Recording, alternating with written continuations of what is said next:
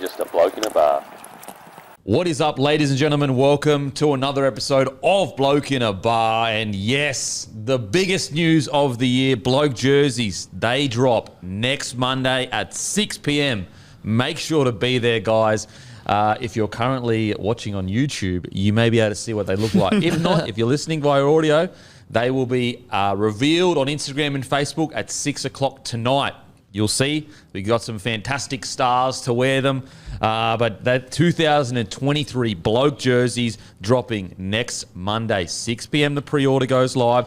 $99 for the pre-order. So if you get in early, you get it for $99. After a certain date, they're going to be $120. There is a limited amount. Once we sell through these, we are not releasing these designs again. So make sure, set aside the $99 Monday, 6 p.m. Do not miss it, guys. As you saw last year, Magic Round, there were Bloke jerseys everywhere. So make sure, and honestly, the amount of messages I got from people after Magic Round saying, please let me buy the Bloke jersey, rah. So don't be that guy or girl. Don't look at Magic Round going, oh, damn it, I should have bought it, because they will not be. These jerseys, these designs will not be brought back. 2023 designs. I got a 23 on the arm here to show you they're the 2023 designs.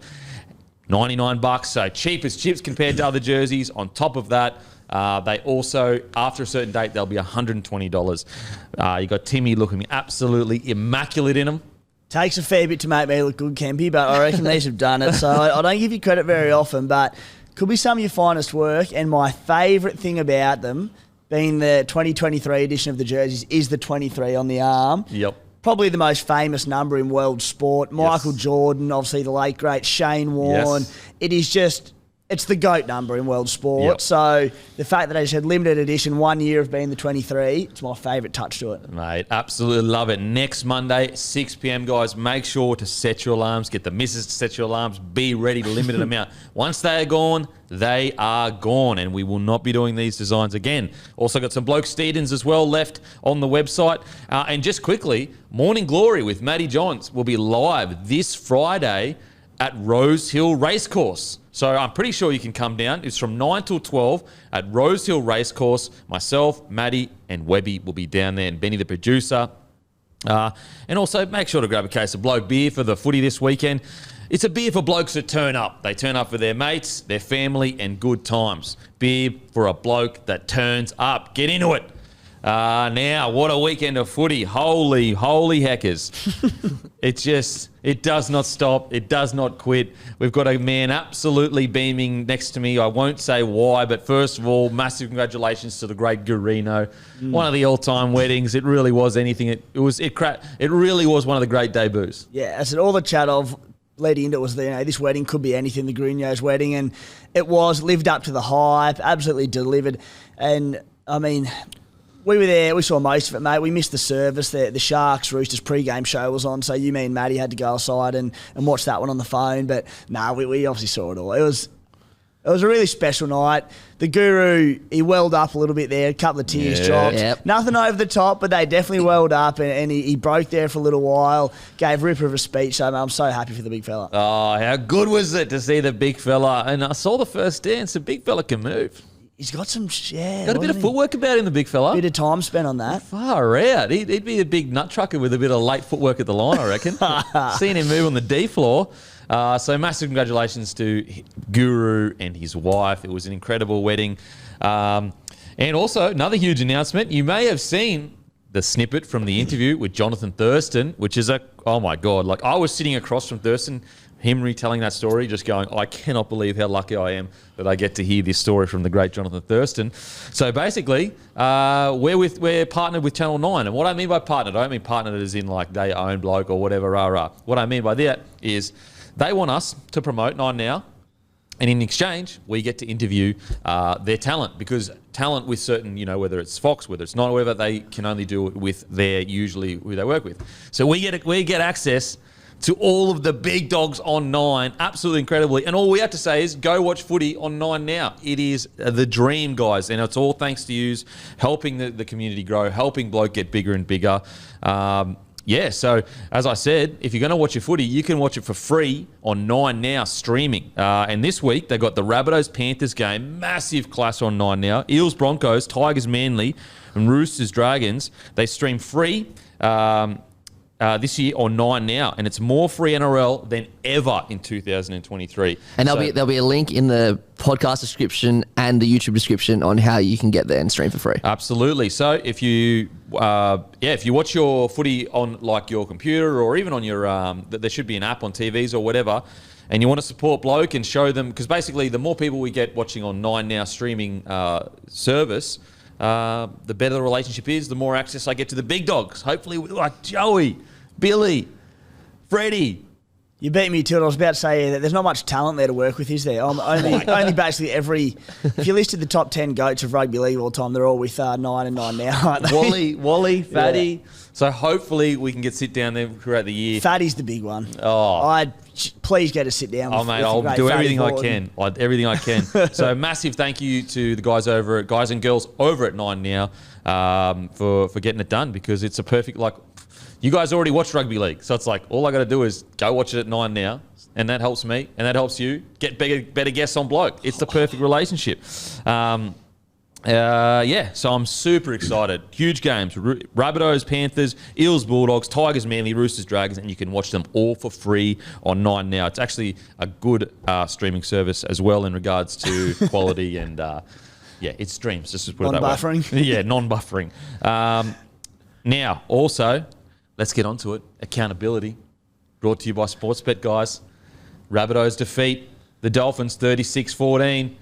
$1.31, $3.50. We all went south. So that's one. Sharkies defeat the Roosters. Damn it.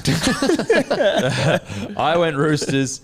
Guru went Sharks. Timmy went Sharks. Maddie went Roosters. Timmy's up. You beauty, good start. Now you could be getting a bit of a sniff for why this bloke is beaming beside me. Manly defeat the Storm. We all went Storm. Timmy went Manly. You beauty. He's 3 for 3. It's a joke. I live and breathe Manly Seagulls, mate. We spoke about it, Kempy. You said the Storm were under the odds. You thought they've got to get more than this form. This is better. And I said, mate, the Battle of Brookie, she's a different beast, and Manly got up for it. You're right. You're 100% right. The Battle of Brookie is a different beast. Yeah. It's like two different teams turned up. Yep. So we all went Storm. Timmy went Manly. 3 for 3. Warriors, Cowboys. I was the only one to go Cowboys. Everyone else went Warriors. I'm having a Barry Crocker. Panthers, Knights. We all went Panthers. Very lucky to skate away with that one. Broncos, Titans. We all went Broncos. Raiders, Dragons. We all went Raiders. Eels, Bulldogs. We all went Eels. Timmy goes 8 for 8 for the first time this year. Round of applause. What an effort. Guru's getting married. You're going 8 for 8. Kempy, we're sort of getting to that point now with the tipping where it's like when we sit here and we run through our team of the weeks every week and we get to the front row position and we go, do we put Payne Haas in? Because you can essentially just pick him every week. And we said, no, we got to change up and do something a bit different. We're at that point at tipping, I think, where it just goes, well, if I'm going to clean it up every week, let's just make it between you boys. Put my tips to the side. I want to give someone else a go. Wow. One big win. He's already talking a big game. Holy. Oh, please, let's keep that in the vault, because when you come last like I did this week. Now, I will say, Maddie, the absolute dog of a human being. This is dog as it comes. Like, honestly, you're lucky you didn't get fired for this. So on this, Guru got 7 from 8. Great form from the Guru, but fuck him, he's not here and he's living his life. Maddie has got 6 right, but the record will show that on Friday, Packer Up Boys, he changed from Warriors to Cowboys, and he should actually be 5 from 8 like me. You absolute dog. You should never do that. If you ever do that again, you're Gonskis. That's it. Fair enough. It's also a lesson to never change your tips. You never karma, isn't it? It's just you deserve it. Yeah, you got the Warrior karma. Yeah, I thought the Warrior. I tell you what, at the start of the year, I said to myself as well, I'm going to back the Warriors every home game this year, and so I've gone against it twice. I'll cop that on the chin for sure. That was a bad one. Dog. Maddie just giving him an extra 5 days, team lists, late mail, all of that to work with around his tips. Yeah. It's just, honestly, tipping is outrageous. Mate, that's why I'm gloating, because I know that next week I could be 0 from 8. And I'm like, you take your wins when you get them, because they're few and far between with footy tipping. Seriously. It's like the more information you get, the worse you get. That's the other thing. I'm like, because there was a week where there were a few upsets and I went really well. I'm like, oh, does this make me that office lady who cleans up on a season where there's upsets everywhere? And you're like, she knows nothing about footy. That's why she's winning. Also, as I said, brought to you by Sportsbet. Gamble responsibly always, guys. Only pump what you can afford. You win some, but you lose more. Some good facts from the weekend. Underdogs against the line, proving the way to go again in round 7. 5 from 8, covering. 3 of them winning the game, and Newcastle going so close to one of the upsets of the year versus Penrith.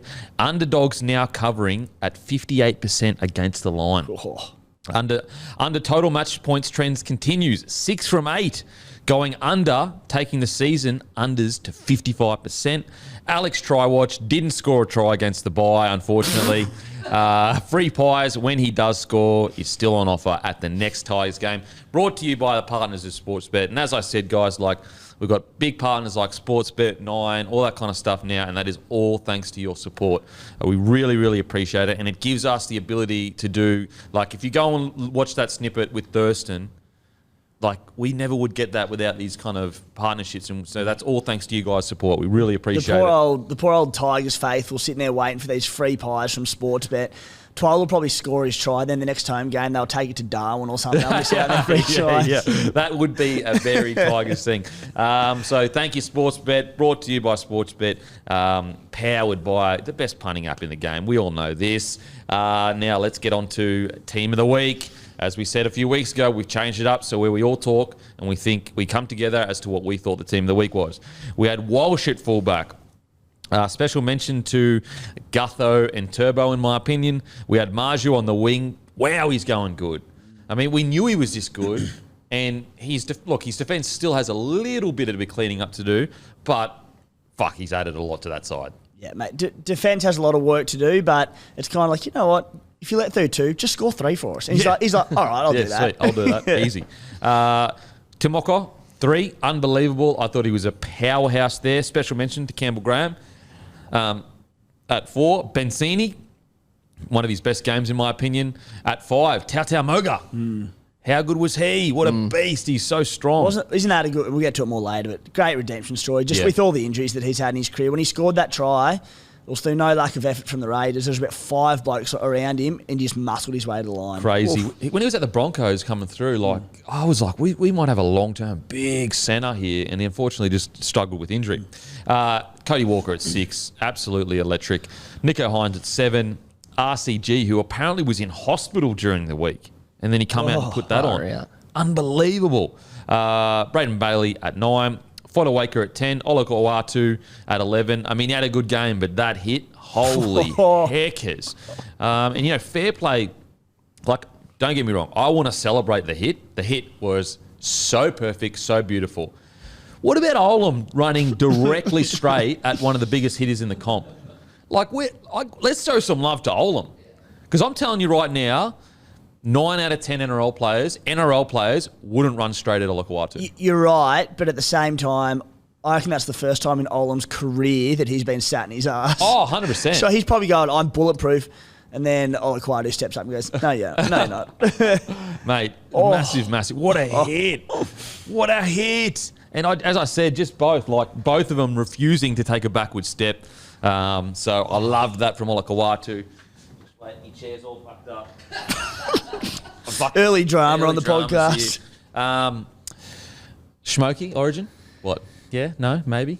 Does he start? Yeah, I don't think even Smokey anymore. Really? I think the big one would be, another one we'll chat about later, but is just see how Angus Crichton returns. Because I think it's his spot, but if it takes a while for Crichton to get back to his best, there's a spot there. Yeah, I did my team this morning just for the fun of it, and he's on my bench, especially now that unfortunately Colin Matungi's out for about 6 or 8 weeks.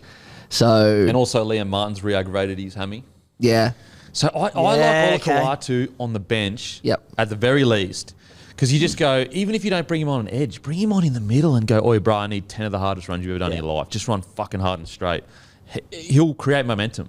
Anyway, Young, what about the image? So he rakes the ball, scores the match winner essentially, if I recall correctly. Yeah. Locks the game away. Well, actually, it ended up being the match winner because they ended up scoring later on. Later.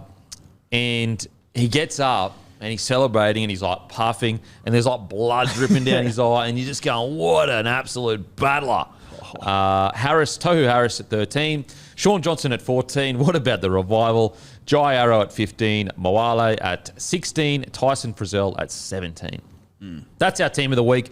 Brought to you by Bloke Jersey, dropping Monday 6 p.m. and Bloke Beer, a beer for blokes that turn up. That's what Bloke's all about. It's about turn up for your mates, family, and good times. Also, store shout-outs. Carrington Cellars, great community bottle shop in Newcastle, selling Bloke Lager for $19 at a six-pack and Midi for $18 a six-pack. Matt and his team are a great supporters of Bloke, so get in, grab some Bloke beer. Cherrybrook Celebrations, plenty of Bloke beer in stock at the moment and always selling for great prices. Porter's Hornsby Heights have just got Bloke Lager back in stock and are now arranging Bloke Midi.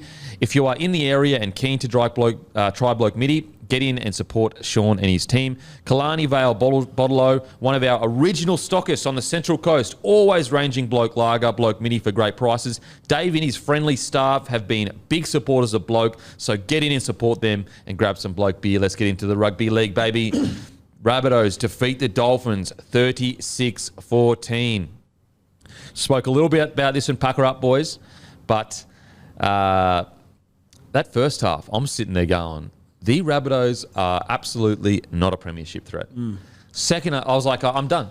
I'm done with the Rabbitohs. I tried to stay strong. I tried to stay strong with you boys. You know how much I love the players. You know how much I love the way they play.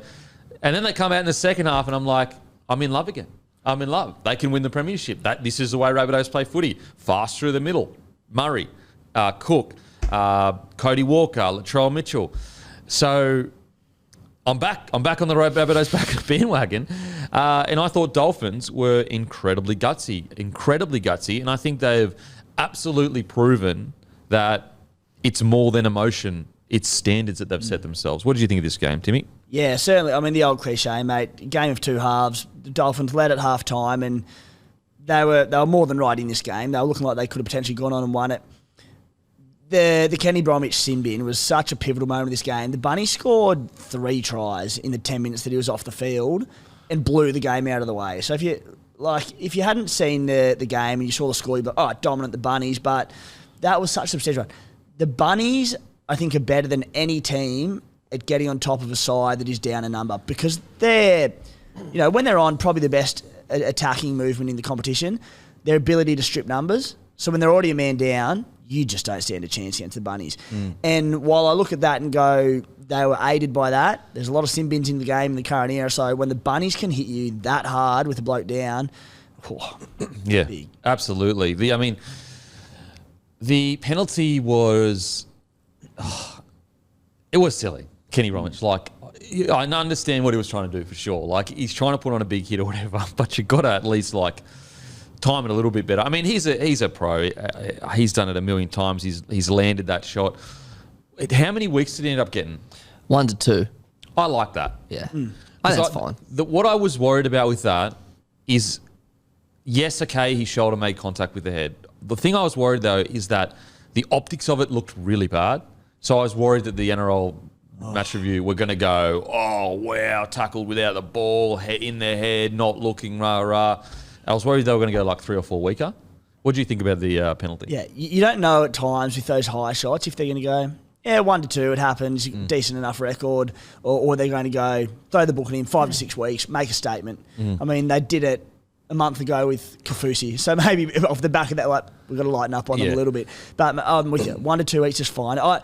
I know why they go hard on particularly head highs and that sort of stuff. We speak about it countless times on the podcast, but there are times when players get 3, 4, 5 weeks, and I just think, come on, that's a long time to rub a play out. So 1 to 2 is perfectly fine by me. I thought it was pretty obvious. I think everyone agrees that it was just terribly, terribly mistimed. There was 0% malice. It was just a tackle gone wrong. So if there was any malice, yeah, sure, suspend him for 3 weeks, but 1 week, he'll take the play, I'm sure. 1 week's perfect. It just looked so dramatic. When it happened, I was like, holy, whoa, dude. And it was worth a sin bin as well. So I think... Yeah, it was worth a sin bin. It was worth a sin bin. And we'll be getting into some sin bins. Oh, God. Oh, my God, bro. What is going on? Seriously, what is going on? Okay, let's talk about the Rabbitohs. So as I said, they come out first half and they start playing the Dolphins game, and we're going,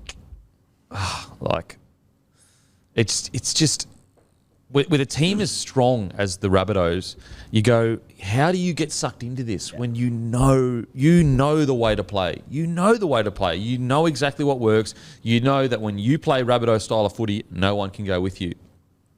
I don't know what Demetrio said at halftime, but they came out and that was the Rabbitohs that I thought was fantastic. Cody Walker, he is just, I feel like we say it every week. So I'll talk about him quickly, then I'll get to some unsung heroes. But Cody Walker's, he's got to be, now he's not a GOAT in regards to what he's achieved in his career.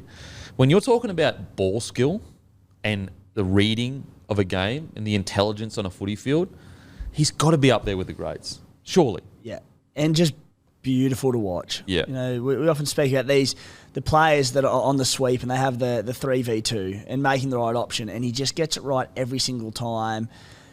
His cut ball is just such a thing of beauty. Yeah. He's absolutely humming at the moment, isn't he? And statistically speaking, beautiful to the eye, but statistically speaking, season after season after season at the moment, try assist, line break assist, he's just racking them up. I'm trying to think of a player that had such an ability over such a long period of time to pick and create space for people around him. He's so deceptive with everything that he does. To create a line break assist as much as he does, it's how good would it be just to be in his brain for a second? What is he looking at? Is he looking at players' hips? Is he looking at their shoulders? Is he looking at their eyes? Is it just natural feel? What is he looking at to see that? It's a great question, isn't it? Yeah. Because a lot of the better halves in the game, when they're going to line and trying to square up and wait for blokes to tie in, they're looking at hips. And the second those hips turn in, they go, got ya. Bang, play out the back. Probably that, but a lot of it's just got to be down to feel, doesn't it? Oh, and his smarts, his intelligence to identify, okay, this edge here tends to jam in, this edge here tends to slide. It's amazing. It is really amazing. I just cannot give Cody Walker's. I challenge anyone in regards to watching, if you were to go over his highlights of all the tries he's created, I'd argue that he's as good as anyone with the footy in hand. I really would. Put it this way. The pinnacle of rugby league, in my opinion, was 2005 Andrew Johns. I think that is the greatest, half game of football you could see, where you are creating space around you knowing when to look right, hit left. I mean, what was it? Was it the Badiris where he ran that way, came back in, hit back in the ruck, and it was almost just he's taking the piss now. Joey's taking the piss. And that one, I remember, if you go back 2 tackles, he tries it and Queensland get him. He's like, fuck it, I'll just do it again. Did the exact same play and again they scored. And that's such footy intelligence. You know what I mean? To go, it's almost like calling their bluff, going, you won't pull that up again. I'm just going to go back because you're the least time you're going to expect it. And so I'm saying that's the pinnacle. So I'm not saying that Cody Walker is there all the time at all. I'm just saying though that kind of beauty on a footy field, you see at a regular basis. Not to that level, but that kind of beauty where you're going, he's just tearing teams, pulling teams apart. Freak. Absolute freak. What do you think of the Rabbitohs, Matty? Yeah, basically, as you said, game of 2 halves. But I thought, I want to give credit to the Dolphins. I thought they really dragged South in to their style of play in the first half. South there was pretty much no errors in the first half. South had a fair amount of possession, a fair amount of ball. They just couldn't get it out of their end. I thought the Dolphins were quite tough. The only thing I'll say about South, and probably the only negative, is defending kicks has been a bit of a problem in the last few weeks. Credit to Tane Milne, he bounced back immediately from this, which was fantastic. But he drops the first bomb, they score early in the second half. I can't remember who it was. It wasn't Tane, it was someone else. Dropped a kick.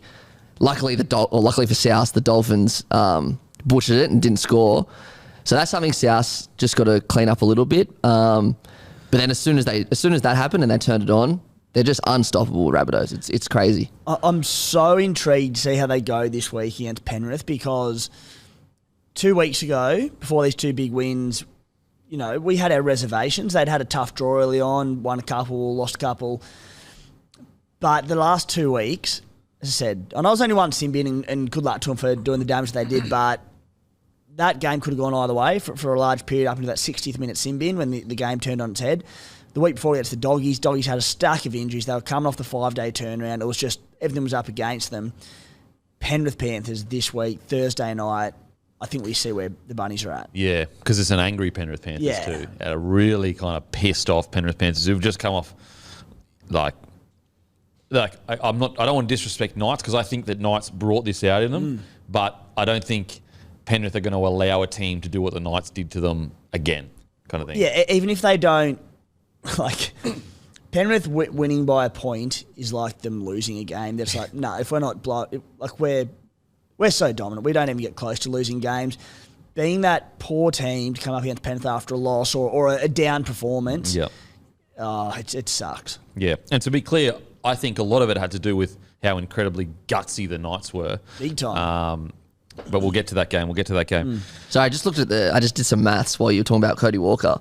So this is his last 5 years. Played 105 games. He scored 61 tries, 98 try assists, and 106 line break assists. And two of those years were before the rules all changed. So how many games? 105. And he's had how many line break assists? 106. But even more than a try every 2 games for a half, that's pretty crazy. That's insane. Yeah. And then how many try assists, sorry? So 98 try assists and 61 tries. So that's like 160 try involvements in 105 games. That's crazy. So you're basically guaranteed 1.5 try involvements a game from Cody Walker. If you added, let's say you took half of the line break assists that eventuated in tries, you're guaranteed pretty much 2 try involvements a game. Yeah, freak. That is unbelievable. And I would argue, although the Rabbitohs roster has been strong, we're not talking about like a Roosters roster or a Penrith like that. I mean, Penrith have turned into that roster. They weren't always like that. But you know what I'm saying? Like the Rabbitohs for a period there, like their forward pack could use an extra player or two. Their outside backs could have used an extra player or two. So that's just amazing. That is just amazing. Next guy I want to talk about, 2 guys. Jai Arrow, but Davey. Is it Davey or Davey? Because it's Davvi. Anyway, I think Davey. Moali, he was. This is where I saw the.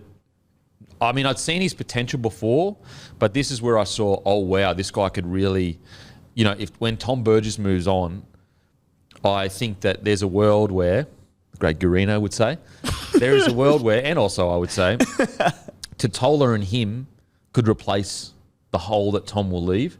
This is the first time I saw Moali as that guy. I thought he was outstanding, super hard to tackle, always found his front, big body, and he was moving way better than a few weeks ago because he did his knee, I think, before the Penrith game, but they were so down on troops that he played. I thought Moali was absolutely fantastic. In 54 minutes, 17 runs, 177 metres. Yeah. 71 post-contact, 28 tackles. It baffles me why earlier on in the season when they did have the middle injury crisis that he hadn't played more minutes. And it wasn't even a case of they're easing him into the top grades. Like they were so depleted in games and he still couldn't get minutes. So was injured. Yeah. He was playing injured. Yeah, okay. So maybe he's just back to full fitness or something. Because is that correct, Matty? Yeah, he was. So he wouldn't have even played at all if they had their. Yeah. I remember the Penrith game where he did it early on and had to come back on the field because they were so shot.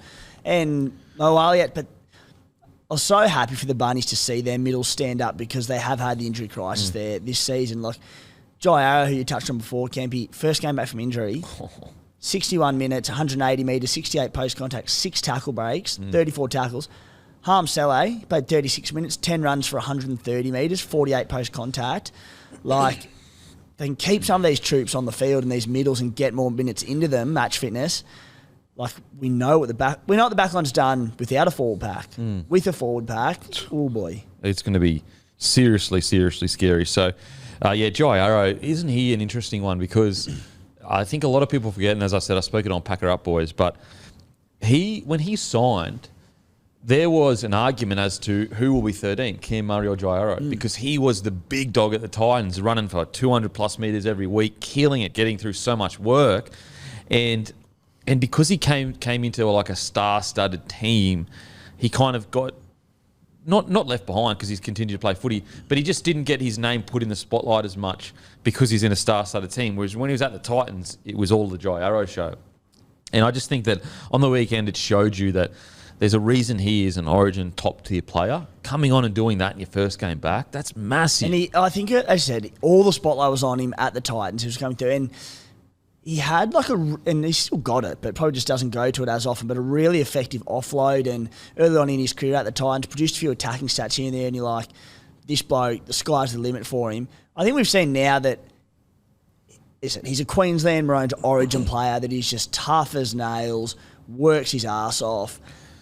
But every single game, you know what you're going to get for him. So, like when he came down, I thought they were going to be forced to probably move Murray to the edge. Yeah. And they moved him to the edge. Yeah. And he's not. He's like, he does a job there, but he's a middle. Yeah, I think he's... Oh, it's tough. Like, I don't think he's... Well, usually I'm not sure about him in the front row because of his size. But then on the weekend, I was like, maybe he's the perfect front row for today's game. Yeah. You know, you look at guys like Cotter, and he's obviously bigger than Cotter. You know, and maybe there is space now. Whereas I think a few years ago when they kept trying to... He even played Origin in the front row a little bit, and he ripped and teared and it went okay, but he just didn't have that extra size to bend the line. Whereas I think now maybe with the game sped up, he might suit front row perfectly. Gets through a bunch of work, super aggressive. It'll be interesting to see the team list tomorrow, now that Colin Matungi's out, if they will play him on an edge. I think they play him on an edge. I think they will have to, won't they? Like, particularly with the boys you just mentioned through the middle that had been so good, Moali and Saleh, I reckon they'll have to go back to an edge. Yep. Speaking of Keon, 6 to 8 weeks. Yes, Devo. He was playing so consistently too, like really was in the mix for Origin, and then boom, 6 to 8 weeks. Just so unlucky. It's so underrated as well. Like, his late footwork just before he hits contact with the ball in hand. Like, imagine that. Like, he's so massive, and if he runs at you, he'll every chance of running over you. But then you got to worry about late footwork as well. He's such a good player. Yeah, and he's consistent too. Like, it's not like he has one good game every 4. He's almost a victim of his own consistency, because when you go back and you look at his stats, you go, holy shit, he ran for 150 metres and made 30 tackles and missed one maybe. And we look at we've said the last few weeks, stunning how good the Bunnies right edge has been. And we talk about how good Campbell Graham's been out there, Cody sweeping out there, Lockie Ellis has been really handy. But the impact of that hard line running back row that's tying in defenders, who is it? It's Keon. Absolutely. Anyone else that stood out for you boys? All good, mate. All good. Just stoked that as you're similar with Brisbane, like playing well, but a lot of errors this year. South are the second most errors in the NRL. Just great to see a clean game. Like, I think that was 3 errors at the end, but like they were about 90% for 75 minutes of the game. So real positive there. And that's where I think with like teams like Rabbitohs and Broncos, and I think we saw it with the Eels to a degree as well. I know they're facing an understrength doggy side, but like high completion, you're not going to get your points early. The points come in the second half. And so I think like teams get impatient when they try to play a high completion game and they're not scoring points early in the game, they start getting impatient. It's not going to come in the first half. The points just come pouring on in the second half when there's fatigue, when everything falls apart. And I guess we saw that a bit with the Dolphins in regards to, even though the Dolphins were ahead, but the Rabbitohs at least had kept themselves in the game and fatigued the Dolphins enough to open the floodgates towards the end. So yeah, great. Good win from the Rabbitohs. Obviously a game of 2 halves in regards to performance and execution, but a win's a win. And I also think that beating the Dolphins is much more valuable now than it would have been round 1. You know, round 1 would be like, oh yeah, they're new in the comp and, you know, they didn't recruit big, all the reasons. Whereas like round 6 or 7, you go, beating the Dolphins it's not an easy feat at all. They're one of the harder teams to beat in the comp because they just hang in there. Just on that game of 2 halves thing, Rabbitohs Dolphins, Sharks Roosters, Knights Panthers, Titans Bronx, and Canberra Dragons, the team that was losing at halftime end up winning. Wow. 5 out of 8 games. Far That's out. mad. That is so good. So good. Now, on to the Dolphins. Incredible first half. I really thought that they brought the Rabbitohs into their game. I thought that they were once again proving, even though they're on their, third string, 6 or 7. But two things. The Kenny Bromwich 10 in the bin, it just kind of broke them. Yeah. But also, when you look at the tries, you go, okay, that crazy deflection off Asarko's leg where it bounces back in, rah-rah. And so, that's just pure luck. Cody Walker, crazy ball. And Latrell Mitchell, pure strength. And so the reason why I bring that up is that although it could feel quite disappointing as a Dolphins fan losing, 36 points scored on you, when it's Latrell Mitchell and Cody Walker that do something brilliant, it's kind of like that's just the difference between the rosters right now. When they turn it on, what do you expect? If Latrell and Cody were on the Dolphins side, Dolphins probably go on and, fucking do what they did. And so I wouldn't be too disappointed. Obviously, you never want to leak 36 points. You never do. But I wouldn't say that the playing roster played really, really poorly. I would just more say when the Rabbitohs roster, who is way more established, play way more footy together, click together, very hard to go with them. Yeah. When they're on, they're the hardest team in the comp to defend. Yeah. And when you're doing that with 12 blokes, they're near impossible to defend. So I wouldn't be too disheartened at all if I was the Dolphins. They can take so much out of this game. Yeah. Especially the first half. They were up, 14-8 or some shit like that? I think it's 14-6, yeah. 14-6, so, that's good. And you look at the halves and how about the career... How far ahead is this going to put Isaiah Katoa in his career, having to spearhead this side? Is he, still 18 or 19 maybe now? Yep, 19. Katoa. But... I really like Cody Nickream as a footballer. I always have. I think he's got so much to offer, but with the size of Cody and the size of Isaiah Katoa in their halves, they're just such easy targets for opposition sides to go at. It's lucky that they've now got the two, Bromwich and Kaufusi being the two best, two of the best edge defenders in the NRL. Yep. On their inside defensively. But, they've lost Kaufusi. Yep. They lost Kenny for a period there, so it's a big job for them. Oh, massive. So I think Kaufusi's back this week. Yeah, he's back. Yeah. And so, I think that, Gilbert, I thought, had another great game. Hurry out, he got through some work. He missed a few tackles, but I just love his attitude. I just love that he rips and tears. He's what the Dolphins are all about. You could tell that the Rabbitohs were definitely heading towards Katoa and trying to hit on Nikorima quite a lot. Although I actually thought Nikorima had some good moments. Early on in the first half, some terrific touches. Yeah, really, really good moments. We're going, wow, this is the Nikorima that we know. I thought Ewan Aiken got through a bunch of work, had a really good, solid game. He's having a big year. He really is, and I think he's flying under the radar. Yeah. With Hammer playing so well, and then you've got Asako also, doing what he's doing in that outside backs. I don't think Ewan Aiken's getting the credit that he deserves, but he usually matches up really strongly against whoever he's playing with, and he gets through a mountain of work. A mountain of work. One of the best defensive centres in the NRL. Marky Nichols did a job. 41 minutes, 123 metres, 51 post contact, 28 tackles, 0 misses. Jeremy Marshall-King, our boy, far out, he's improving. It's just, and I know he improved at the Bulldogs, so we always have to remember he was already heading towards this direction, but he really is just every time he plays, he's impacting games. He's not just he's becoming more than just a first grade number 9. He's becoming a 9 that other teams have to do tape on, other teams have to worry about, which is incredible because it's 3 years ago, he was a half, I'm pretty sure, 6. Or a utility at least. And now his game is just going from strength to strength to strength. I think he came through originally as a 7, didn't he? Then at the Doggies, they sort of played him as a utility off the bench, and where he was getting his minutes there was coming on at hooker. So he's still learning the role. Yeah, it's incredible. So can't wait to see him continue to flourish. And I think for New Zealand, it's really good because you can go, okay, we've got Cheese Jeremy Marshall-King. How good's the 1-2 punch there going to be? It's unbelievable. And you can go, we don't have to stress out about Cheese gassing. Hopefully Michael Maguire learns the mistake that they made of leaving out too long. And you just go bang, bang, JMK. And, oh, man, that is dangerous around the middle.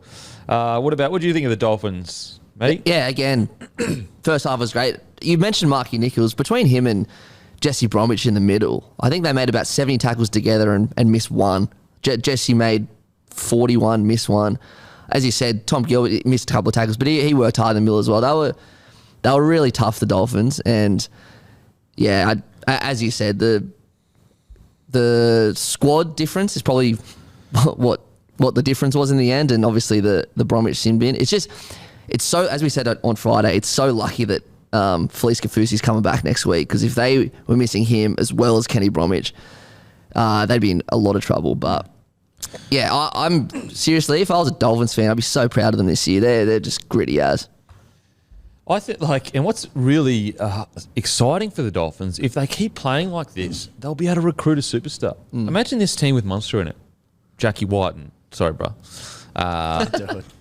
whoever it is, like just some gun 7 or 6 to partner Katoa, let's say they all were stayed fit for the year.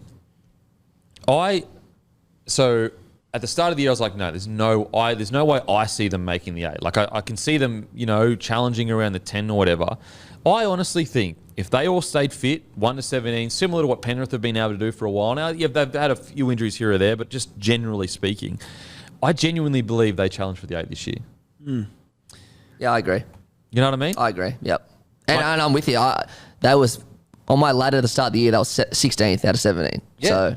And so I'm not saying to put them definitely in the 8. I'm just saying they would have been around that 8 to 10, kind of like the Dragons to a degree for the last couple of years, where you're like, fuck, if they had picked up 1 or 2 more games here or there, they could have just snuck into that 8 position. That's how far I think they've come in such a short span of time. And they've weirdly only not been in one game this year, and that game was against the Dragons.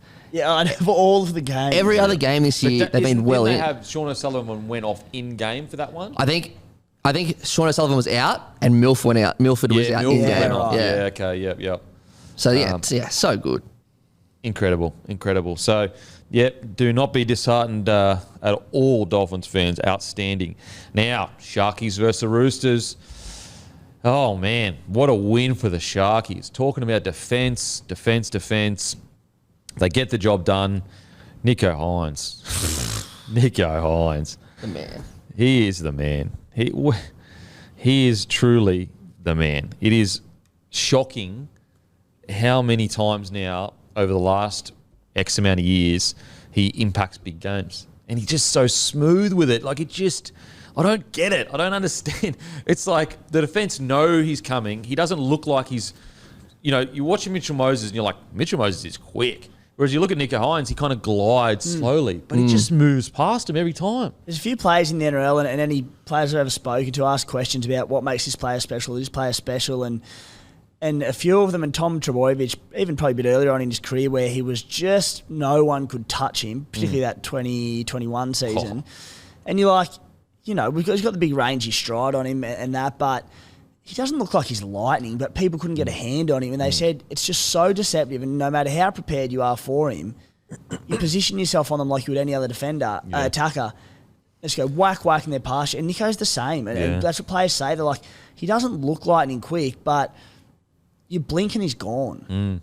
He moves so well. And it's like, because he has that extra part of his game, that's why he also is so good at try-assists, because normal halves, when you're sitting there as a 7, you go, I don't have to worry about him busting through the tackle. I don't have to worry about him gassing me.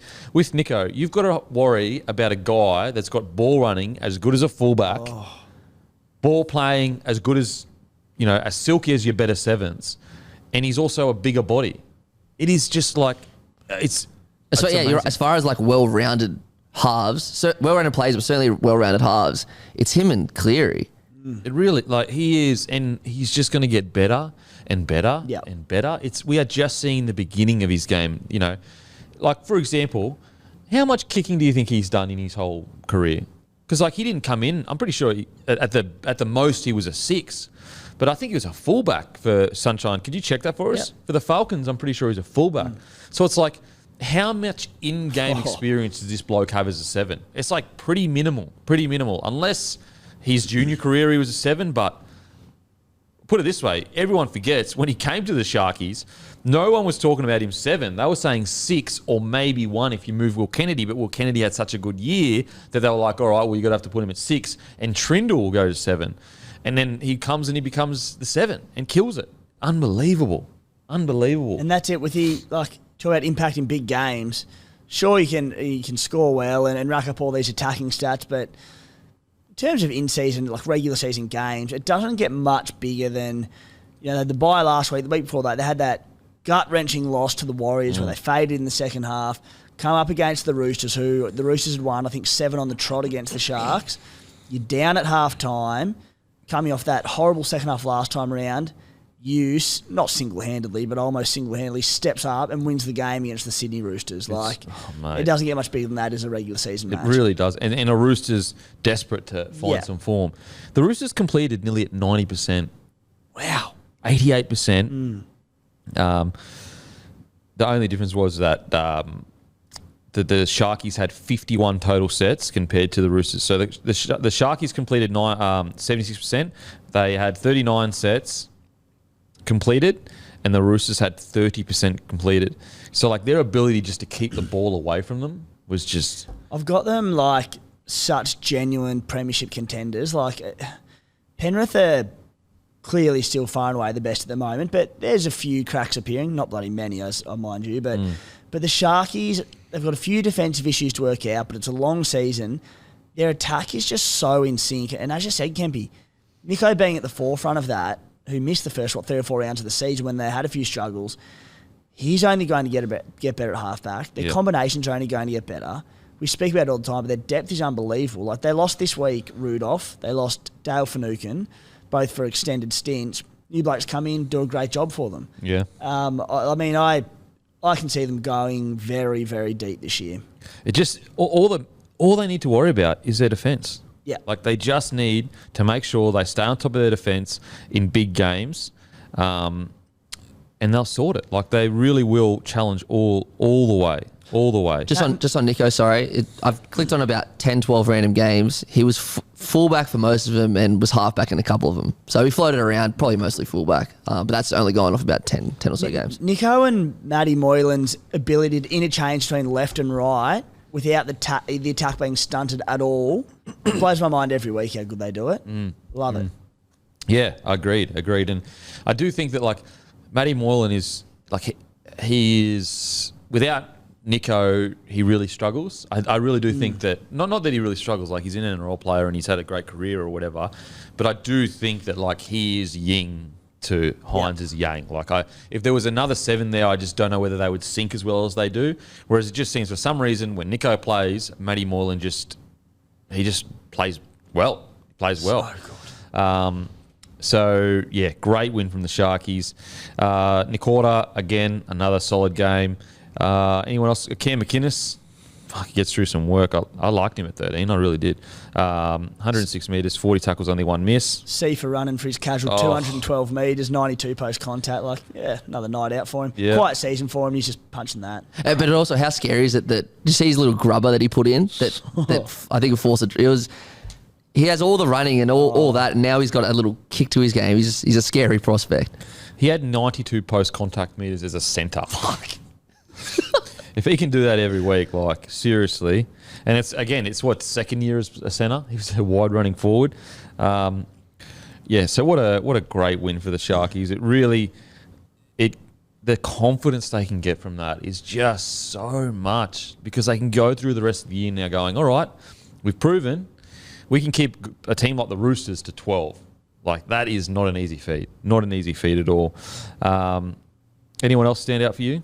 All good there, mate. I thought Hamlin Welle had some really good moments as well. He took that quick tap, which didn't lead to a try, led to a penalty, but it was a good play, and he had a really good run.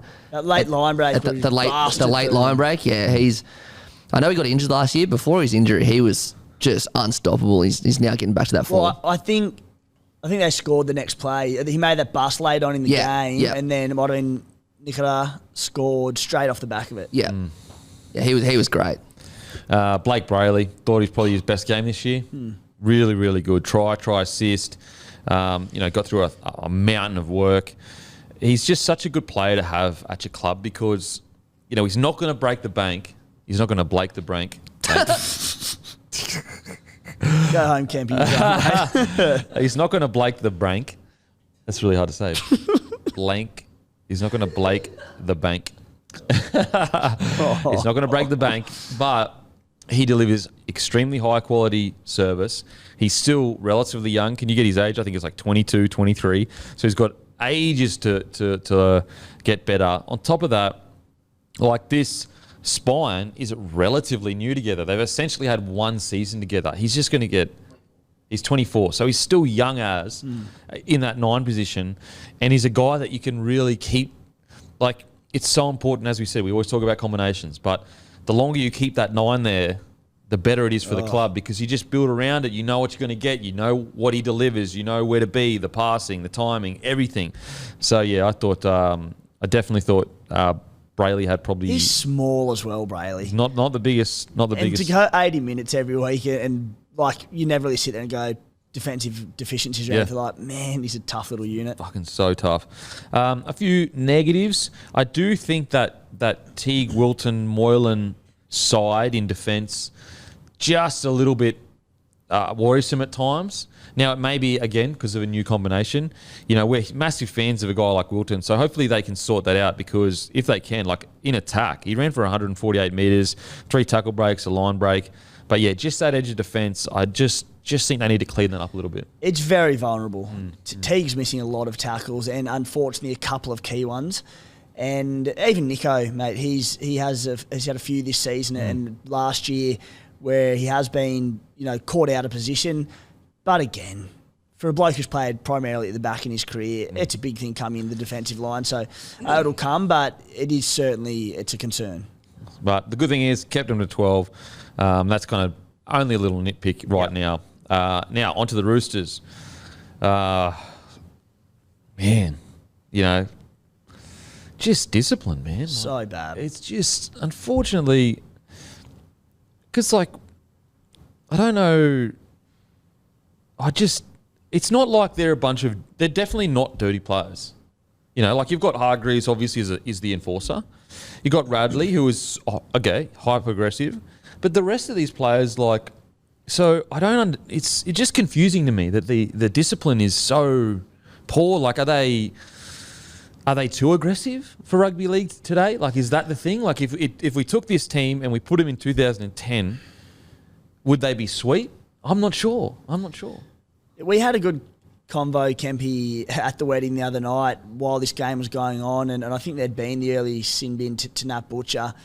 We were talking about the Roosters and Radley in particular, about how I think we use, and we've said it timelessly over and over again, that this excuse you don't want to take the aggression out of them. They need to be enforcers. That's their natural ability when you look at someone like Cheese or Radley or whoever it might be, or Hargreaves. But at what point do you get to where you go, no, you have to change something in your game and reduce some of the aggression because they're losing games because they're getting so many sin bins to their name. They had 14 penalties. Yeah, 14. And 10 minutes after you had this conversation, Cheese got binned, Radley got binned, and they lost the game 22-12 with 3 sin bins to none. Yeah. That's a pretty damn good effort. But even before that, just giving away stupid penalties, the discipline is really poor. For someone like Trent Robinson, who's one of the best thinkers in the game, one of the best coaches in the game, something has to change, doesn't it? Are they, as I said, are they too aggressive? Has the game moved past I think that? they are too aggressive. Yeah, I think that there may be a case for the game has just moved past that kind of footy because, you even go back to the Rabbitohs final, and the Rabbitohs played their part. And to Trent Robinson's credit, he took responsibility in regards to, he said, we lost our heads out there. But it just seems like a bit of a recurring theme right now at the Roosters where they're just hyper aggressive. And as I said, yesteryear, that's what rugby league was all about. That was what rugby league is all about. But I think in today's game, unfortunately, you just can't do it. And Kempy, the sin bins are doing my head in this year. I think there's been Oh way my too many God. of them. But on the same account, we know why the NRL are doing it. They're trying to protect players long term, whether it be their heads or the dangerous hip drop tackles, whatever it is. They're not going to change their tune. So your side has to adapt accordingly. Yeah. Because it's all good and well to say, the game's going soft and they're going too harsh on like little elbows that slip up or whatever it might be. But there'll be teams out there who, and Melbourne will be one of them, who will adjust and say, we'll change our tackle technique to make sure we're not getting sin-bins, to make sure we've got our full allotment of players on the field at all times. And they'll be the ones in the grand final at the end of the season. And sides, the Roosters in that semi-final last year capitulated with all these sin-bins as a result of aggression. So They could have won the comp. Yeah. Like they were Absolutely in such good could have won the form. comp. And that one game where they just went absolutely crazy. And as a fan, I'm loving the drama. Like I'm loving it. I'm going, this is the best. This is craziness. But as if you're internally there, you're going, we just cost ourselves a prelim. I love the aggression. I think at times the game's definitely going too soft. I think there's too many sin bins, but the NRL don't think that, and they're not going to change. So you have to change. And at the end of the day, what are you there to do? You're there to win footy matches. And so I agree with you too, mate. Like I definitely think the game is reffing far too much on optics for people that don't know rugby league, but that's the decision the game's made. So unfortunately, you've just got to capitulate and go, all right, Just fold to bend down to their will. Yeah. And I've said it the last 7 weeks, and I'll say it the next 20 weeks, but 5-minute sin bin. Like, we saw the Dolphins almost ruled out of that game from a 10-minute sin bin. And I know the Bunnies capitalised on it, but even if it was a 5-minute sin bin, to be fair, that one deserved to be a 10-minute one. Yeah. But you know what I mean? Like, I think there's such a place for the 5-minute sin bin. And we'll get to it later, but if they're going to be so trigger happy with these sin bins, then the environment has changed. The sin bin used to be reserved for hectic stuff.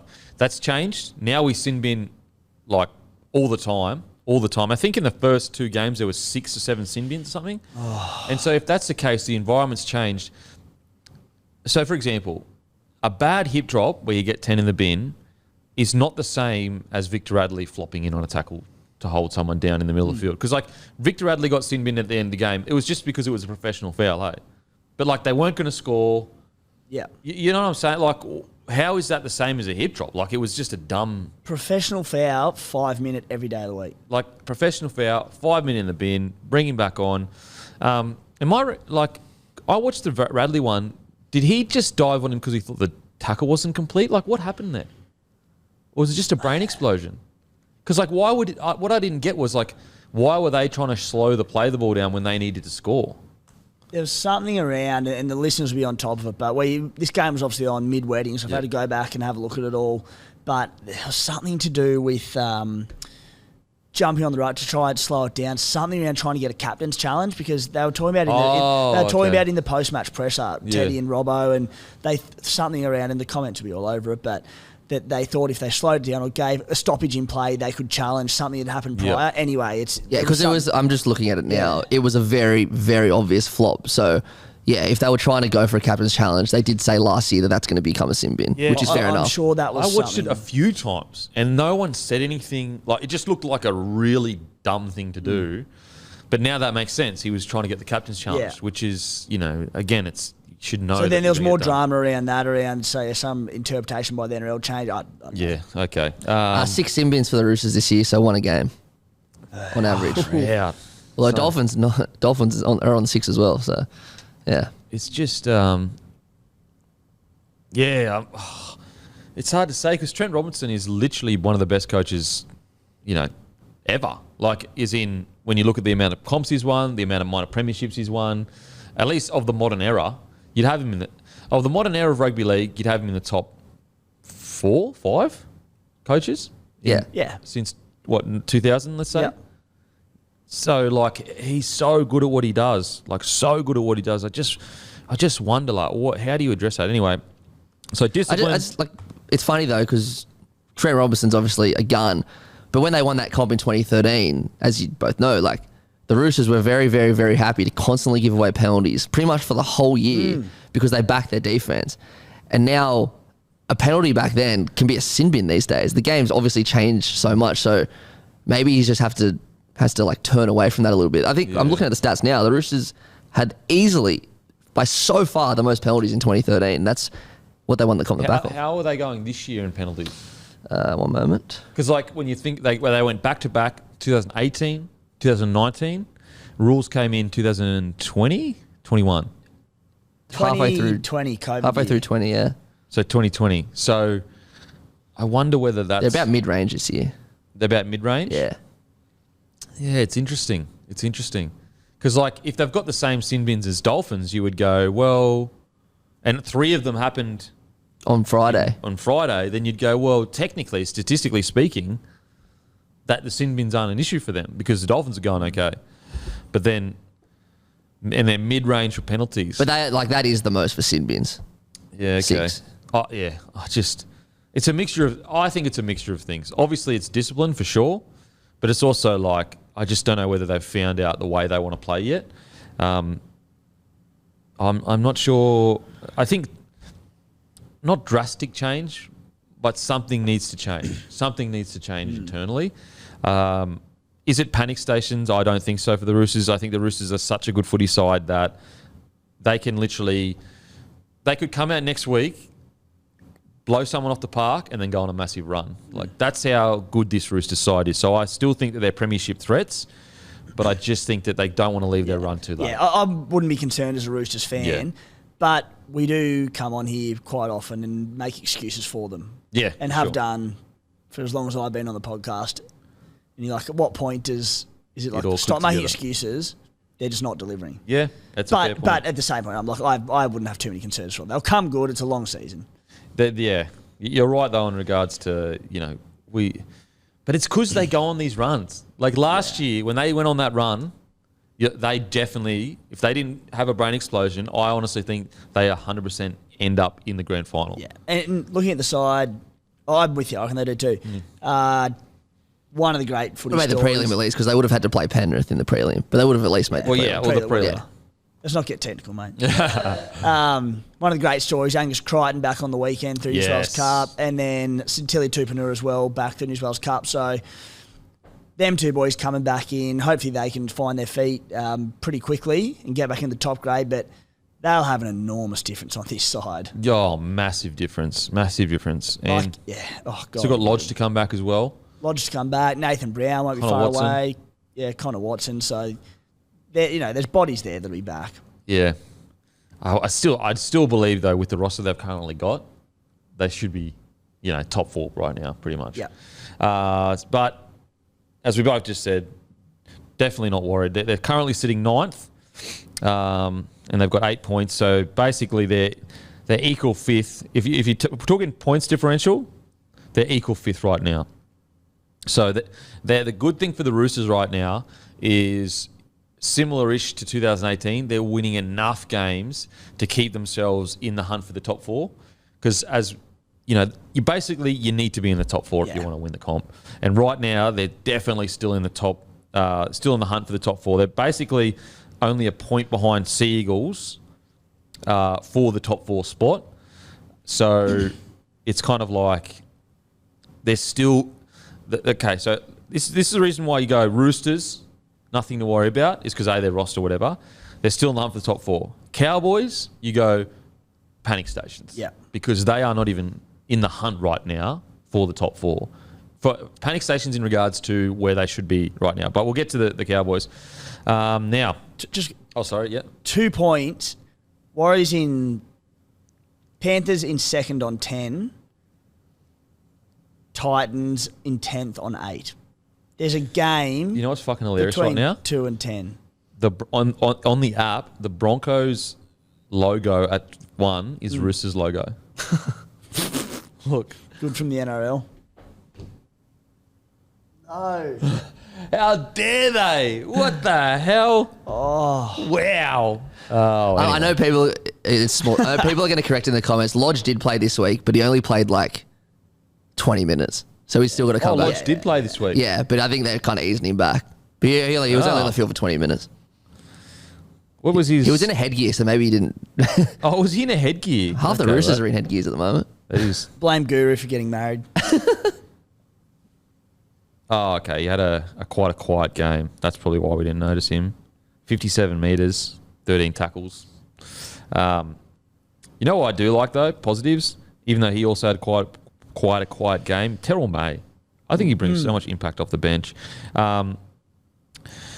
Outside of that, I thought Hargreaves and Lindsay Collins, 170 metres Hargreaves, 133 metres Lindsay Collins. Doesn't Hargreaves just keep delivering? Oh my God. It is seriously crazy. And he wants a contract for next year, and they're struggling. I will say, you look at their halves.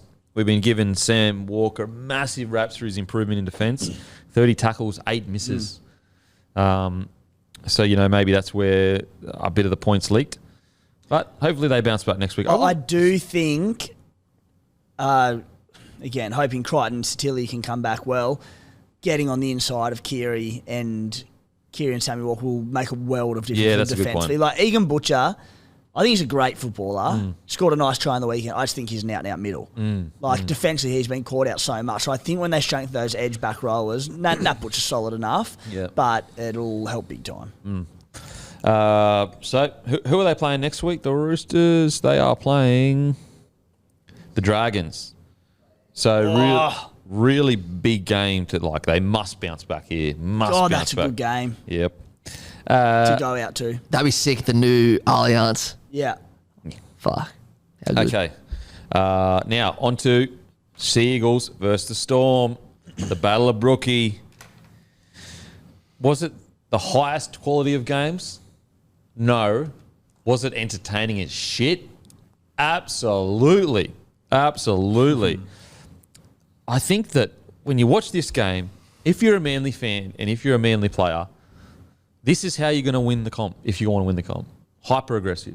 Hyper-aggressive, in your face, get amongst it, get in the niggle, shots, big shots. And I think that for the first few weeks we kind of did see that. But, I think Manly have set themselves a standard. Now, did Storm play their best game of footy? No, they didn't. But did Manly take it to them and really, some teams are good at absorbing pressure and then reacting, kind of like a counter-puncher of a team. And then some teams are good at going out and dictating the contest. And I thought Manly did a really good job of going, you're at our fucking home, we're going to dictate how this game is played. Yeah, it might be a little bit scrappy, all of that, but we're going to be hyper-aggressive and just in your face and disrupt all the systems that you have. I thought it was a great win by Manly. Yeah, and it is that hyper-aggression that it's hard to do each and every week because it does take a lot out of you. But Manly know that if they do that and they can match, their forward pack's solid. It's not a superstar pack, but on its day it can match most of the competition. And they've got enough firepower off the back of that with Turbo and Ches to put points on against any team in the competition. So this game, aggression was the key word. And same thing, mate. It's the Battle of Brookie every year. These two teams go nuts, and it's never a pretty game, but it's always entertaining. There's always big shots put on. So Manly needed the win. They needed to bounce back. Melbourne had come off 2 fantastic performances in a row. And with the intensity of the NRL nowadays, it's hard to get up each and every single week, and something has to give. And the Storm, who were in a hole a couple of weeks ago, put on these 2 massive performances. You could say that they were off, but as you said, Kempy, the aggression of Manly, their line speed, all of that, it put them off their game. It really did. And I just think with Manly, their forward pack does seem to need to play like this. Otherwise, they just kind of the game passes them by to a degree. Whereas this kind of, it is hard to do it week in, week out, but I think that's where they get the best out of him. When Alaye, Olakawatu, Tuolangi, Croker, Paseka in defence, they're using defence to attack. And when you look at the stats, only 14 missed tackles from the Manly Sea Eagles. Oh. I mean, that's what I'm talking about. That is what you want from a footy side. That's how, that's all attitude. That's all attitude against a Melbourne Storm side with guns in it. I mean, I'm sure there's games where Munster has had 10 tackle breaks, let alone, only 14 tackles missed. It's just a matter now of Manly going, all right, this is the standard that we've set ourselves. This is what we need to do each week. What were your thoughts on a few penalties and sin bins and all that kind of stuff? So the Tuimalo Vega one was, deserved it. Yep, shoulder charge. That was bad. That was very bad. Kamikamitha and Olam, like, look. Well, like, it's like, okay, he was late, rah. But I guess it's kind of like what we're talking about with the Roosters. You got to get the message. Exactly. You just can't do it anymore. You can't do it anymore. Just don't hit them late because you know you're going to go. Yeah, so just like almost bluff them. Like, you know what I mean? Like jam in, but then just like...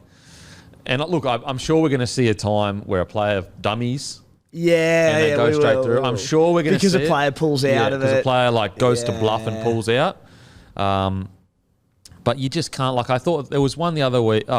Last night, like Reed Marnie just pushed Mitchell Moses over. And it was a penalty. Yeah. And it's like this is embarrassing. This is absolutely embarrassing. Embarrassing.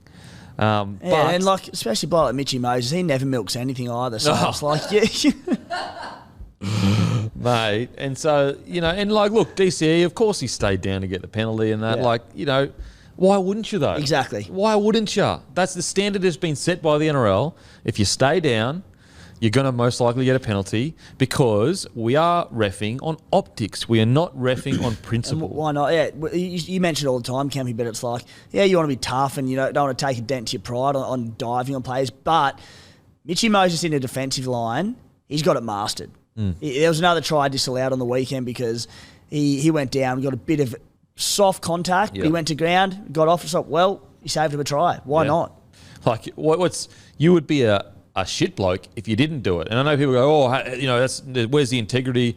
Yeah, bro, you've got 17 blokes that you bleed and go into battle with. What's more important, you getting your job done for the 17 blokes or a bunch of people on the internet calling you soft? Exactly. And... Mate, I'm the first one when particularly against the Raiders, I'll call them out and call them soft, call them cats. But you said earlier, they're there to win games of footy, and if that's going to do it for them, then why not? It's a 6-point swing in a game of footy. It's massive. It's huge. And when everyone else is doing it, why do you have to be the one that's tough and say, oh no, I'll be the tough bloke in this one and I won't dive? But it's annoying to watch. But if you're the player, you're there to win footy games. Yeah, and look, I wish we could. I hate it. Like it's the worst. I hate it. But what's the thing is. I think most footy players hate it. Like, they don't want to stay down. But again, it's just like this is the environment that's been created from the NRL. The directive has been down.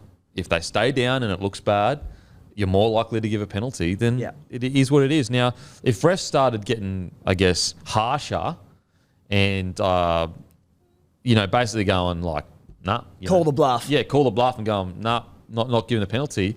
I think you'd find players would probably not fall down quickly. Definitely. So, yeah, look, it sucks. I hate watching it. But, if you're a fan, most fans would rather win the footy game than be Mr. Tough Guy and not fall over. But the concern I have, though, is I just don't want it to get worse and worse and worse. Like, the beauty of rugby league, it's one of the beautiful parts of it is the fact that it's tough and not everyone can play it. That's what makes it so beautiful, is that these guys are gladiators and not everyone can, the difference that usually separates being able to play professional soccer is skill. The difference between being able to play professional NRL is a lot of the time just toughness. Like, put it this way, like Blake Laurie, is he skillful? Like, no. Is he tough as fuck? Yes, he is. And that's what makes him great. Like, that, he's a really good footy player. And I just would hate for that to be taken out of our game by people like, you see how bad it's gotten in soccer. Like, it is honestly embarrassing watching soccer. And I just hate to think in 10 years that we've got players like rolling around and, I hope it doesn't get to the point, but I mean, we're already seeing bits and pieces. I know, we're seeing it. Like some of the hands up like that, it's just like, oh man. Or like I do like the fact that, not that I like head knocks at all, but I like the fact that independent doctors, if they go limp, they get taken off. It stopped players, because there was a period there where players would like go limp. Yeah. And you go, mate, you didn't get, you get hit harder every tackle. Yeah. And it stopped players from doing that. So I do like the fact that they get brought off. So don't get that 10 minutes. Yeah. And so I think that is going to help a little bit, but now players just hold their shoulder or something. Yeah. Anyway, so I understand people's frustration with like a DCE, Moses or whatever, but you got to understand where they're coming from, guys. It's to win matches. Like that. They got hit late. The NRL is saying if you hit them late, they get a penalty. Then why wouldn't you try to? If it's your team and your half doesn't do it, and you lose a game by a try, you're like, why didn't he just go down like everyone else? Like as everyone soon else as it's any other team, it's cats. But I just hope that it doesn't stay in. Yeah. This hip drop situation. So Trent Lioro, I think we're jumping the shadows a little bit. And please don't mistake me with it is such a fucking dangerous tackle, and I hate seeing it. It's not a new tackle, though. It's been around for quite a while. It's a natural reaction. You've got someone, and you go, well, how do I want to bring him down? I can use my arms and shoulders to try and get him down, or I can drop my whole weight, and hopefully they can't carry 90 kilos as well as everyone tries to take him down. And so, like the Lioro one, people will go, well, you know, it kind of looked like a hip drop. Now, I'm a bit confused because some people say a hip drop is when if you have your hands around their hips and then you drop, that's a hip drop. I thought a hip drop was you're dropping your hips into their legs. You know what I mean? Yeah. Anyway, it is what it is. So the Lioro one, it's like people go, well, you know, he got bent backwards and it was a hip drop. But in my opinion, it's like, okay, if someone comes in with a swinging arm and hits someone's chest, we don't go, well, that swinging arm could have hit his head. And it's the same with the Lioro one. I'm like, he didn't touch his legs. Like it was just an awkward position that they landed in. And if Harry Grant didn't hit him across the chest, he doesn't get bent back as much. That's where I think kind of like we're jumping at shadows just a little bit. Even though I want that tackle gone, and not the Lioro one, but ones where you can intentionally see they are trying to buckle their legs. Go fucking throw the book at them. Throw the book at them. But I do think there's some that we're just getting a bit crazy with. Yeah, and to be completely honest with you, Kempy, I'm pretty lost on a lot of them because I said the bad ones where there's clear intent to pull them down and it's clearly illegal, sweet. I said throw the book at them because it can be so damaging to a player. We've seen it.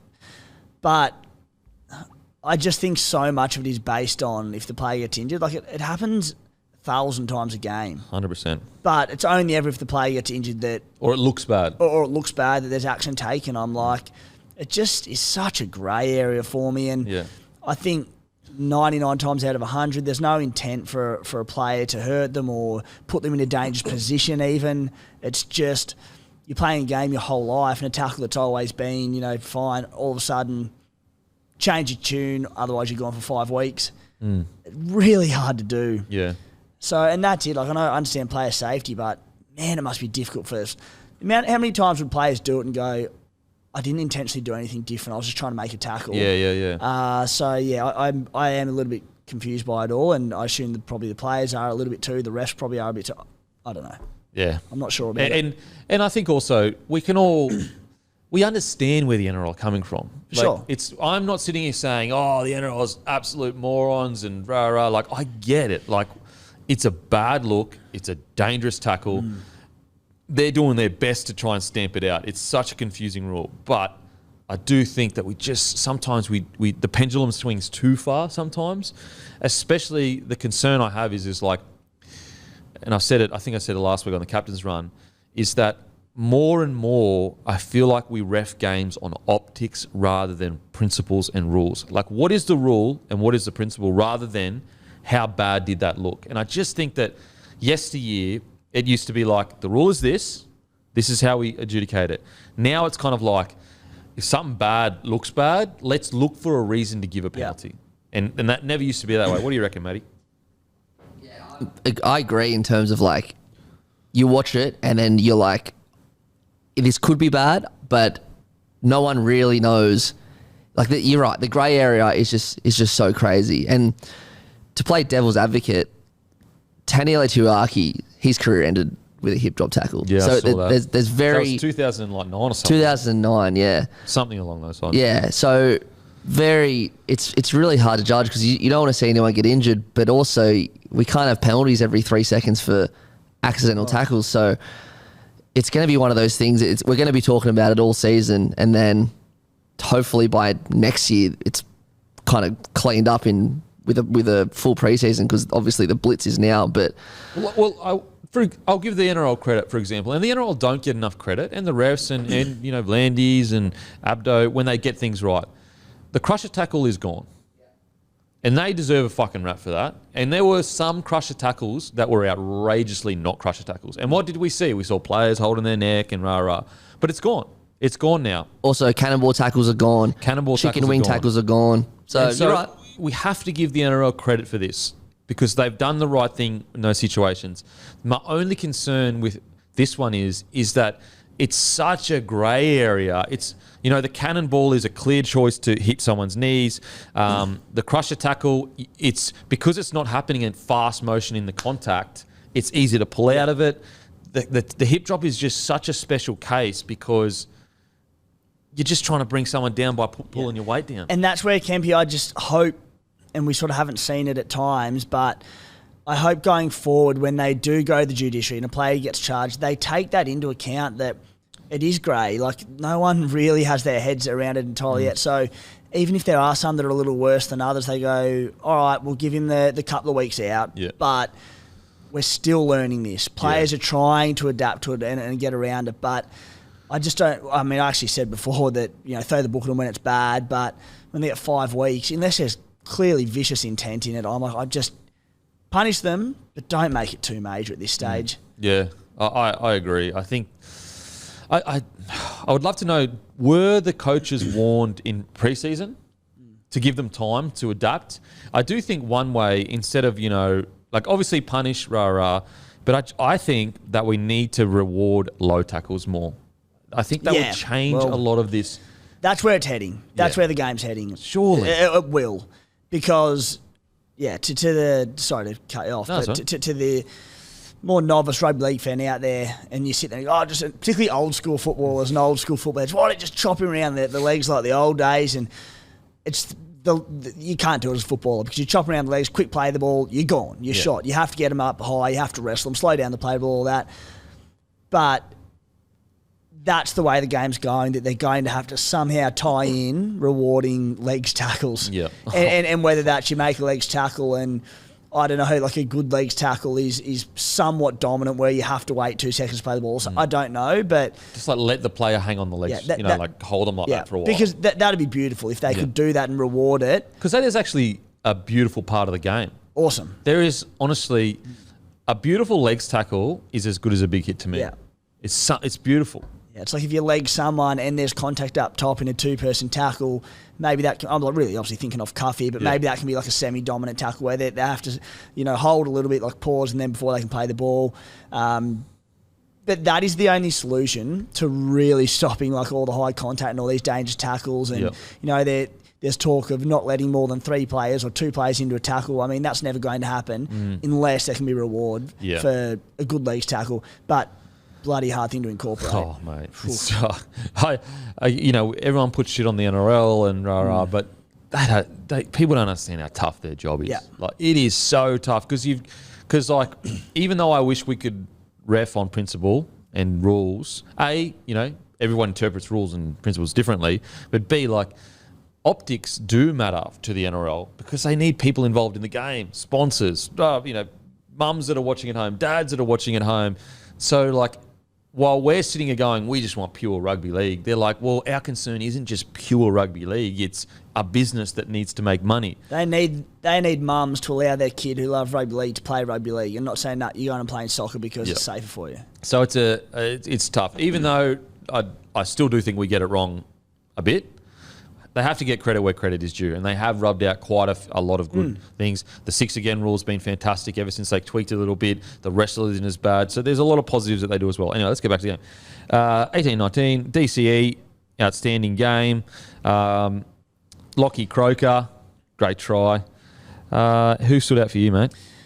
I just like that Tommy Turbo looked free and he moved well, and he didn't look like all the talk going into the week was this hip pointer injury, and then he had back spasms last week, and you're going, oh, here we go again. Is he going to be limited? He looked really good. I thought he moved quite freely, so that's a relief. What did you think of this game, Matty? I love the point in the game where we spoke about the big hit, but there was a couple of that whole set. I think Alloway did one. I think Raymond did one.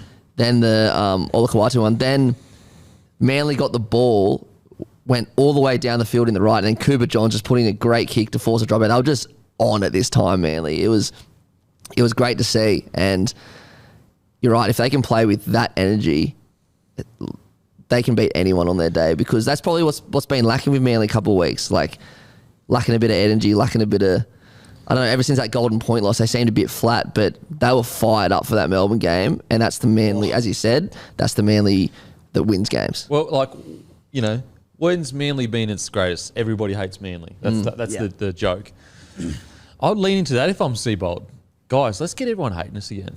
Let's be hated, even though they can't, because got Jake Trbojevic, Tom Trbojevic, everyone loves them. But you know what I mean? And I think you're seeing shades of it with Olakau'atu and Aloiai, even Vanga when he came on, when he was on the wing.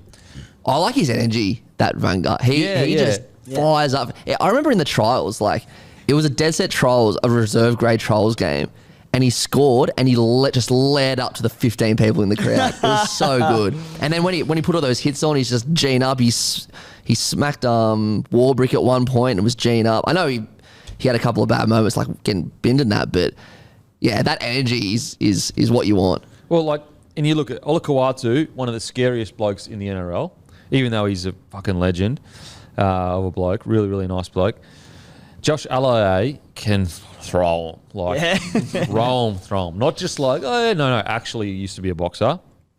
Tuolangi, big fella on the edge there.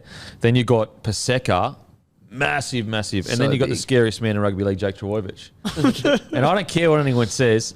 The scary man isn't the loud guy that's going crazy.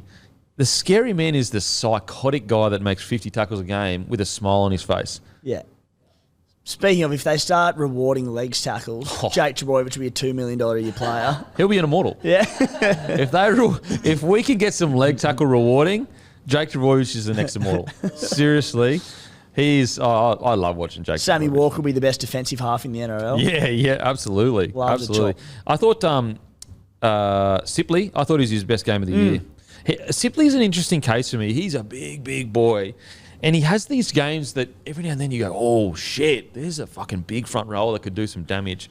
Sipley and our boy Paseka with the match winner. Yeah, Set up the match winner. And Love so, that. That rotation of Sipley, Paseka, it really can work. Ethan Bullimore, obviously, I think he's been good this year for. He's actually off contract. I think the Manly should looking to lock him up as soon as possible, because he's one of those guys that a bit more game time. Like, for some reason, I can see him at like the Rabbitohs with that fast ruck speed, powerful. Anyway, so great win for Manly. Now onto the Storm. What the hell, man? What the hell? Jesus, you're back winning premierships last week, and then you dished that up. I know. Make me look like an idiot. Because now I'm like, well, shit. Like, I mean, I still have them looking a lot better than they were, but and to be fair, they're missing Meaney. I think it was a really good example of like how good Meaney is going. How good is Meaney going?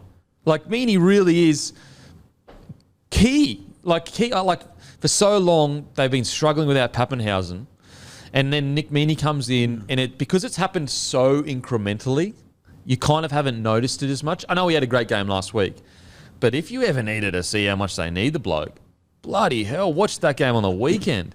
And sorry, mate, you go. No, you go. I think where we saw them miss Meaney, they missed him in a lot of different areas, but something we've spoken a bit about with Melbourne this year and the back end of last year is just yardage in the back three. And Xavier Coates just isn't doing it at the moment. I don't think his kick returns have been overly effective for a bloke of his speed, his size. And Nick Meaney's been, ran for over 200 metres in round one. All weeks bar one, he's ran for over 120 metres. Round three against Titans, he was 94. That was in the blistering heat, I believe. I might have known. Anyway, yeah. So they're just, I don't know if they're getting enough out of their back three. Now, Munster went back there and was okay, but by shifting him to fullback, you're also losing the metres he makes with his running game at 5'8", which is, nearly second to none for 5'8" in the NRL. And also he was playing 6 in attack. So he can't just go fullback. So if you're a fullback, you go, well, I can take all these hit-ups because I don't need to be out on the edges ready to ball play. Yeah. Whereas Munster had to do both. Oh. So they they're just missing, and they're also missing. I think we spoke last week about the importance of Olam and talking about how the back three, their metre yardage coming out there and a half isn't the best, but Olam makes up for that. Olam was in the bin for 10 minutes. I believe he had HIA, was off for another 15 minutes there. So because he was limited, I just think they were really exposed out the back. Yeah, it's a good point. 56 minutes he played. Coates is a legend of a guy, like a really nice young kid. Like I really hope that he has the career he deserves to have in regards to how talented he is. But I need more from Coates. He has not kicked on the way I thought he would when he went down to Storm. When he signed from Broncos, when he signed from Broncos to Storm, I thought we got a guaranteed superstar here. Yeah, like we're talking Izzy Folau. Like obviously not as good as Izzy Folau, but I thought he was going to go down to the Storm, and we would see him absolutely decimating people in Origin. And it just hasn't seemed to happen. Yeah, I was like, he'll go over and he'll score 30 tries a season. Yeah, on the wing for the Storm. honestly. I thought that, and I thought like the loss of Adokar would be, solid, but Coates will be that winger. And I'm just not seeing it, and there's the good games, and he has his highlight reel moments. And I think Hammer's a good example of players where you just want to limit the difference between, one you mentioned all the time, Kempy, the difference between your best games and your worst games. And Hammer didn't score for the first time on the weekend. It wasn't his best game, but he ran for like 190 metres and 18 runs. And you're like, sweet, not your best game, but still a pretty bloody good outing. Xavier Coates, even when he doesn't have these highlight reel moments and these flashy finishes and leaping over the top of blokes, if he can be running for his 150, 200 metres a week with that big rangy body of his, all right, no, it's okay. You don't have to score every week, but we're just not seeing that from him. Well, I mean, I think a good example of this, and I know Selwyn Colbo's got some errors in his game and that, but even on Selwyn's quiet games, you still get your 120 to 150 metres out of him, even if he makes 3 errors or whatever. But I just wonder, like, is Xavier happy down there? Or because I watch him and go, mate, you are a specimen. Like, you are massive, fast, explosive. We've seen how good you were. Like at the Broncos, he was absolutely flying at the Broncos. I think people, because it happened a couple of years ago now, people forget how big of a deal that was. Like that was a big, big deal. He averages 107 running metres a game. He's gone under 100 3 times. There was ran from 190 in round 1 against Para. Outside of that, 53, 114, 122, 69, 93. It's just not enough. For a guy as big as him. Now, if he was a gun finisher that, you could always kind of... say AJ or something. Yeah, AJ. Perfect example. AJ, he's going to finish tries or whatever.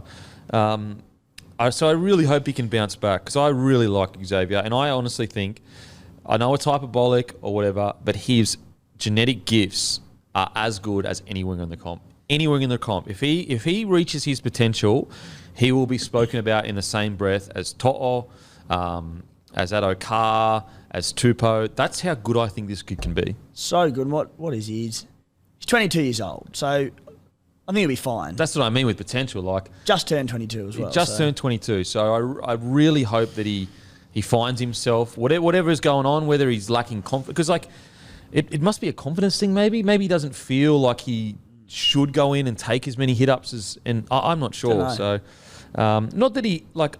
The thing is, it's not like he's playing badly. Like, it's not like I'm sitting there going, oh, how bad's Xavier? Not at all. It's more like... the ceiling. His ceiling is one of the best wingers in the comp. So hopefully he can find that. I thought Will Warwick was one of his better games. Christian Welsh, once again, gets through a bunch of work. I think outside of Leoro's, error in the penalty or whatever, I thought he was okay.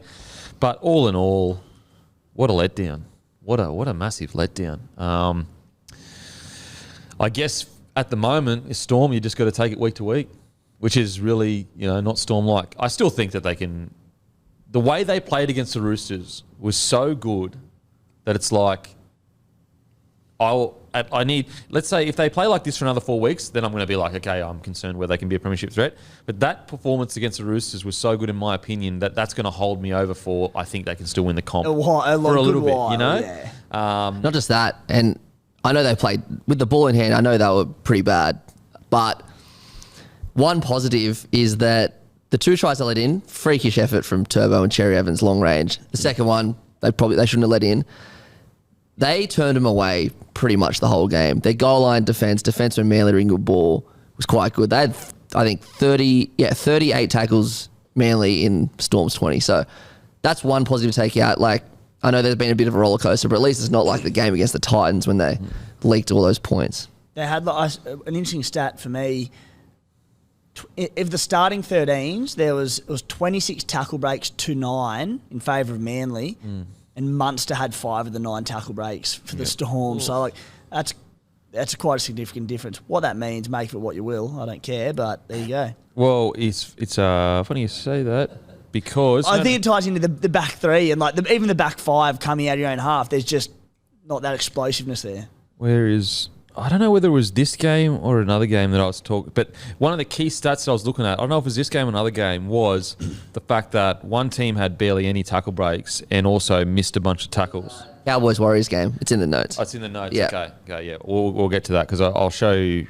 I think it's a really good example of what's going wrong. Anyway, so Storm, you can never write the. I think we know that we can never write the Storm off, but that was really disappointing. Really disappointing.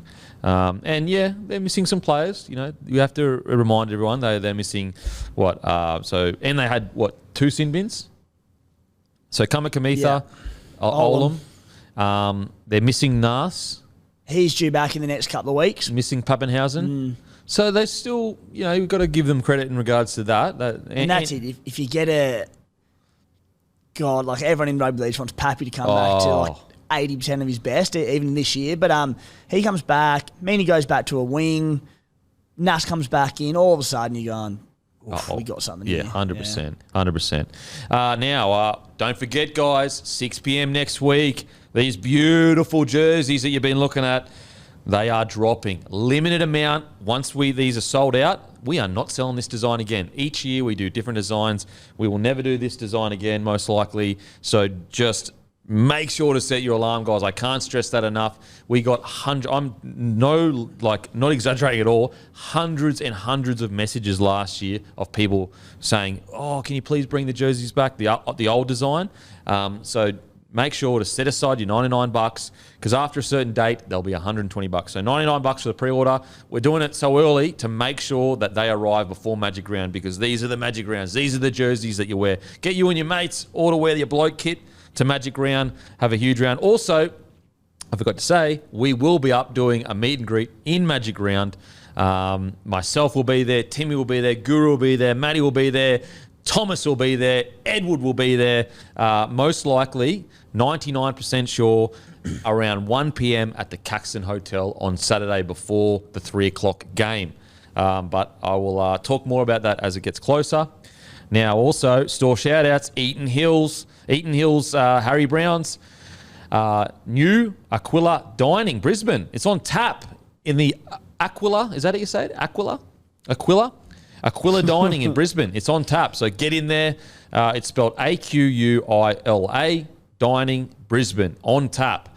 Colmsley Hotel, Maguire's Bottle Shop. This is all Queensland, by the way, guys. Black Sheep Hendra, Black Sheep The Gap. Ballina Discount Liquor in their shops in Byron Bay and Bungalow. The iconic Normanby Hotel and their new owners, Sam and Nick. Red Beret Hotel in Red Lynch, Cairns. Liquor Legends Canberra at Hawker's Drive-Thru. Well, that's not in Queensland. Josh at Folvies and all his Thirsty Camel shops in Ipswich. So all the Thirsty Camel shops in Ipswich and Josh at Folvies, they all stock Bloke beer, guys. The beer of rugby league, and it's a beer for blokes that turn up. Get in, grab a case of the beautiful, beautiful Bloke beer and the midi as well. Absolutely flying. And if you're a bloke that turns up for your family, your mates and good times, Bloke beer's the beer for you. Now, on to the Warriors v. the Cowboys. Don't forget, Bloke beer. Get down your local, grab a case. It's a beer for blokes that turn up. Turn up for your family, mates, and good times. Warriors defeat the Cowboys 22-14. Cowboys, 17 tackle breaks, 40 missed tackles. So let's talk about the Warriors first. We'll talk about the positive. What a great win from the Warriors. What an incredible win. They do it again. I've got egg on my face. What's insane is in the preseason, I was like, in the first preseason trial game, Maddie, I'm sure you remember. I was like, there's something different about the Warriors this year. There's something different about them. So I was backing them in. And then, I wrap them with these huge wraps. I'm so excited. I'm so glad they're doing what they're doing. And then I picked against them. What the hell? I just thought they had two big battles. They'd leaked quite a few points in those big battles. I was like, surely the Cowboys turn it around. But I thought the Warriors' defense on the weekend was outstanding for a period there. What an incredible win. What did you think of this match, mate? We're all waiting, Kempy. It's going to sound bad, but for the Warriors to fold because we've been let down by them many a time before, year after year, even in promising patches of footy. But they're not doing it. They're not letting us down. They're showing this unbelievable resilience and ticker this year. What the hell Webster has said to him, I don't know, and what he's doing with his coaching, but the man's got a gift there somewhere because he's instilled this resilience that we haven't seen in the Warriors in a long, long time. And they just keep getting up. So, and not only are they doing that, but they're doing it with a new look roster every week because blokes keep getting injured. They lose, they lost Tamare Martin this week. They lost Wade Egan again. 2 key spine members found a way. It was Murata Niokore. Did he even play Niokore? I don't even think he played. No, he's still suspended, so he's back this week. So it's like he was their main signing. Oh, it's just amazing what they're doing. Barnett's not playing either at the moment. And Barnett's so they had what? Barnett, Niokore, Egan. Who was the other one? Tamare Martin. Even Metcalf's still are you serious? Warriors of yesteryear had these kind of injuries, they're getting belted. It is and the exciting thing for the Warriors is they're just getting started. We're at the beginning of a rebuild. I always talk about how I hate the word rebuild. Only way I like rebuild is if they say it at the start of the season before it kicks off, because it's like there's clear intent, they know what's going on, rah. I hate when you get halfway through a season and you go, oh, no, we're rebuilding. It's like, well, that's why we're bottom of the table. Yeah, because we're rebuilding. Yeah. It's like, no. That's not what was going on here. What I love about the Warriors is that no one spoke about rebuilding, and even though they really are, it's a whole new roster with a first-time head coach. This is the start of a new chapter. And so very easy for other coaches and other teams and everything to come in and go, oh, yeah, we're rebuilding this year. So, okay, we might win it. Warriors haven't said that. They said, no, we want to play finals footy this year. We're here to fucking have a dig and give back to the fans that have been loyal to us for all these years. And also, this is how well they're playing after their junior development essentially gutted for 2 years and having no connection to their reserve grade side or their younger sides. It is absolutely amazing what the Warriors are doing. Egg on my face. I picked the Cowboys. But as you said, the Warriors are proving. And you know what it's like? It's similar to the Dolphins, where, for a period there we thought, maybe it's a bit of emotion that's getting them across the line. Passion, aggression, playing for your mates. Whereas no, I think a new standard has been set at the Warriors. And will they play finals? I'm not sure. But I tell you what, if this is the start, I'm excited for where they end up in a few years. And there's firepower in the side. There's points. There's grit. They've got all these key grit. They've got depth. Another massive one. So we look at their roster, and at the start of the season, we were a little bit critical, and we were saying, the blokes they've lost and the blokes they've brought in, they're very like for like. What's really changed here? But clearly, a lot's changed. So not even just the 1 to 17, but I suppose the 1 to 25, we're seeing just a really well balanced roster. So, Kempy, if this is the start of a rebuild, then well, you give Webby another year and another year to build it and get what he wants in his top 30. You can't have asked for much more. They're a game off the top of the premiership. It's incredible. They're sitting third right now, and look at their roster. And it's no disrespect at all. I am giving them a rap, but look at this roster. Currently sitting third, Chance Nickel-Klokstad couldn't get a start at the Raiders. Kossi, in and out of first grade. Marcelo Montoya couldn't get a start at the Bulldogs. Pompey, apologies if I'm saying that incorrectly. He's a rookie coming into it. Watani Zalesniak, gun. Dylan Walker coming off the bench for Manly. Watani Zalesniak, gun, but that was his first game of the year, I think. Yeah, they had exactly. Other blokes in front of him. Yep. Sean Johnson, people were calling for his retirement last year. Adam Fanua-Blake, gun. Freddie Lussick, fringe player at the moment. Tavanga was on the bench for quite a while, in and out. Jackson Ford couldn't get a start at the Dragons. Josh Curran, solid. Tohu Harris, gun. So, like, out of all that, I mentioned, what, 2 guns? And like, in regards to compare. But as a team, this team, as a squad, they're sitting third. Yeah. And then you go, like, these are the rosters beneath them. Sea Eagles, Tom Trbojevic, one of the greatest fullbacks I've ever fucking seen. DCE, Origin half. Jake Trbojevic, Origin front rower. Rabbitohs, Latrell Mitchell, Cody Walker, Jairo, Cam Murray, Damien Cook. Sharkies, Nico Hines. I could list, the list goes on. The list goes on. Storm, Munster. You know what I mean? And it's not even a case of had a good run with injuries, had a few things go their way. Everything is going against them. 100%. And they're still winning games. And they're still sitting third on the ladder right now. It is so impressive. They have equal points to the Panthers. One more win. Unbelievable. Yeah, and they've played one more game. They haven't had their bye yet. No.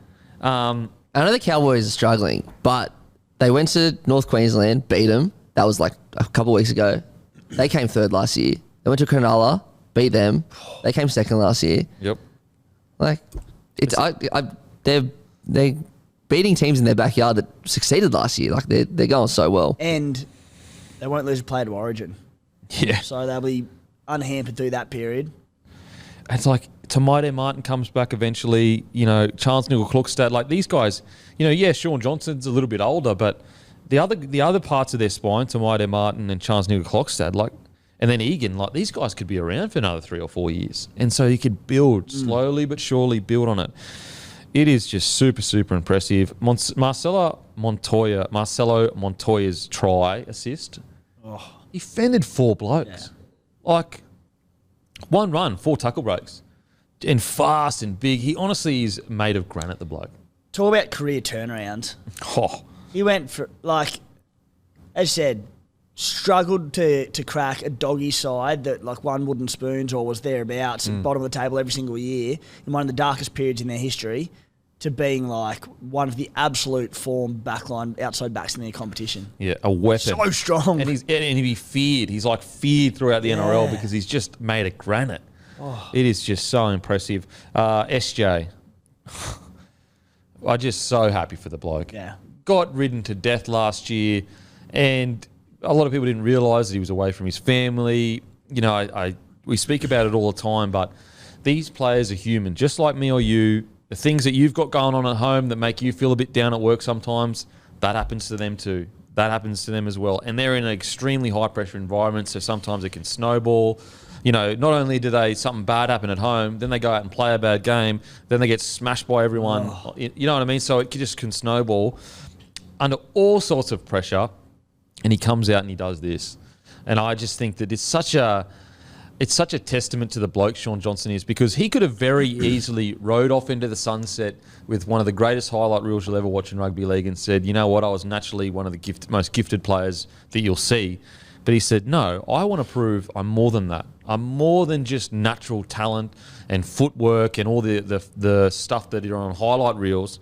I can lead a team around a victory and become that leader at 7. And he's done that. One of the most unfairly polarised players throughout his career. I think probably missing chunks of games due to injury, and that annoyed fans of, say, the Warriors or the Sharks at times and whatnot. But, like, a lot of people love him, myself included, but there was just, whenever he'd do one little thing wrong, I think people, and I think Australians in particular, we love a flashy play, but the second a flashy play goes wrong, it's like, how, like, obnoxious. Like, why would you do that? Yeah. Like, why do you have a right to do that and cost a game, whatever. And SJ has just been a star for so long, even in periods where critics were out for him. I thought he was still playing good footy.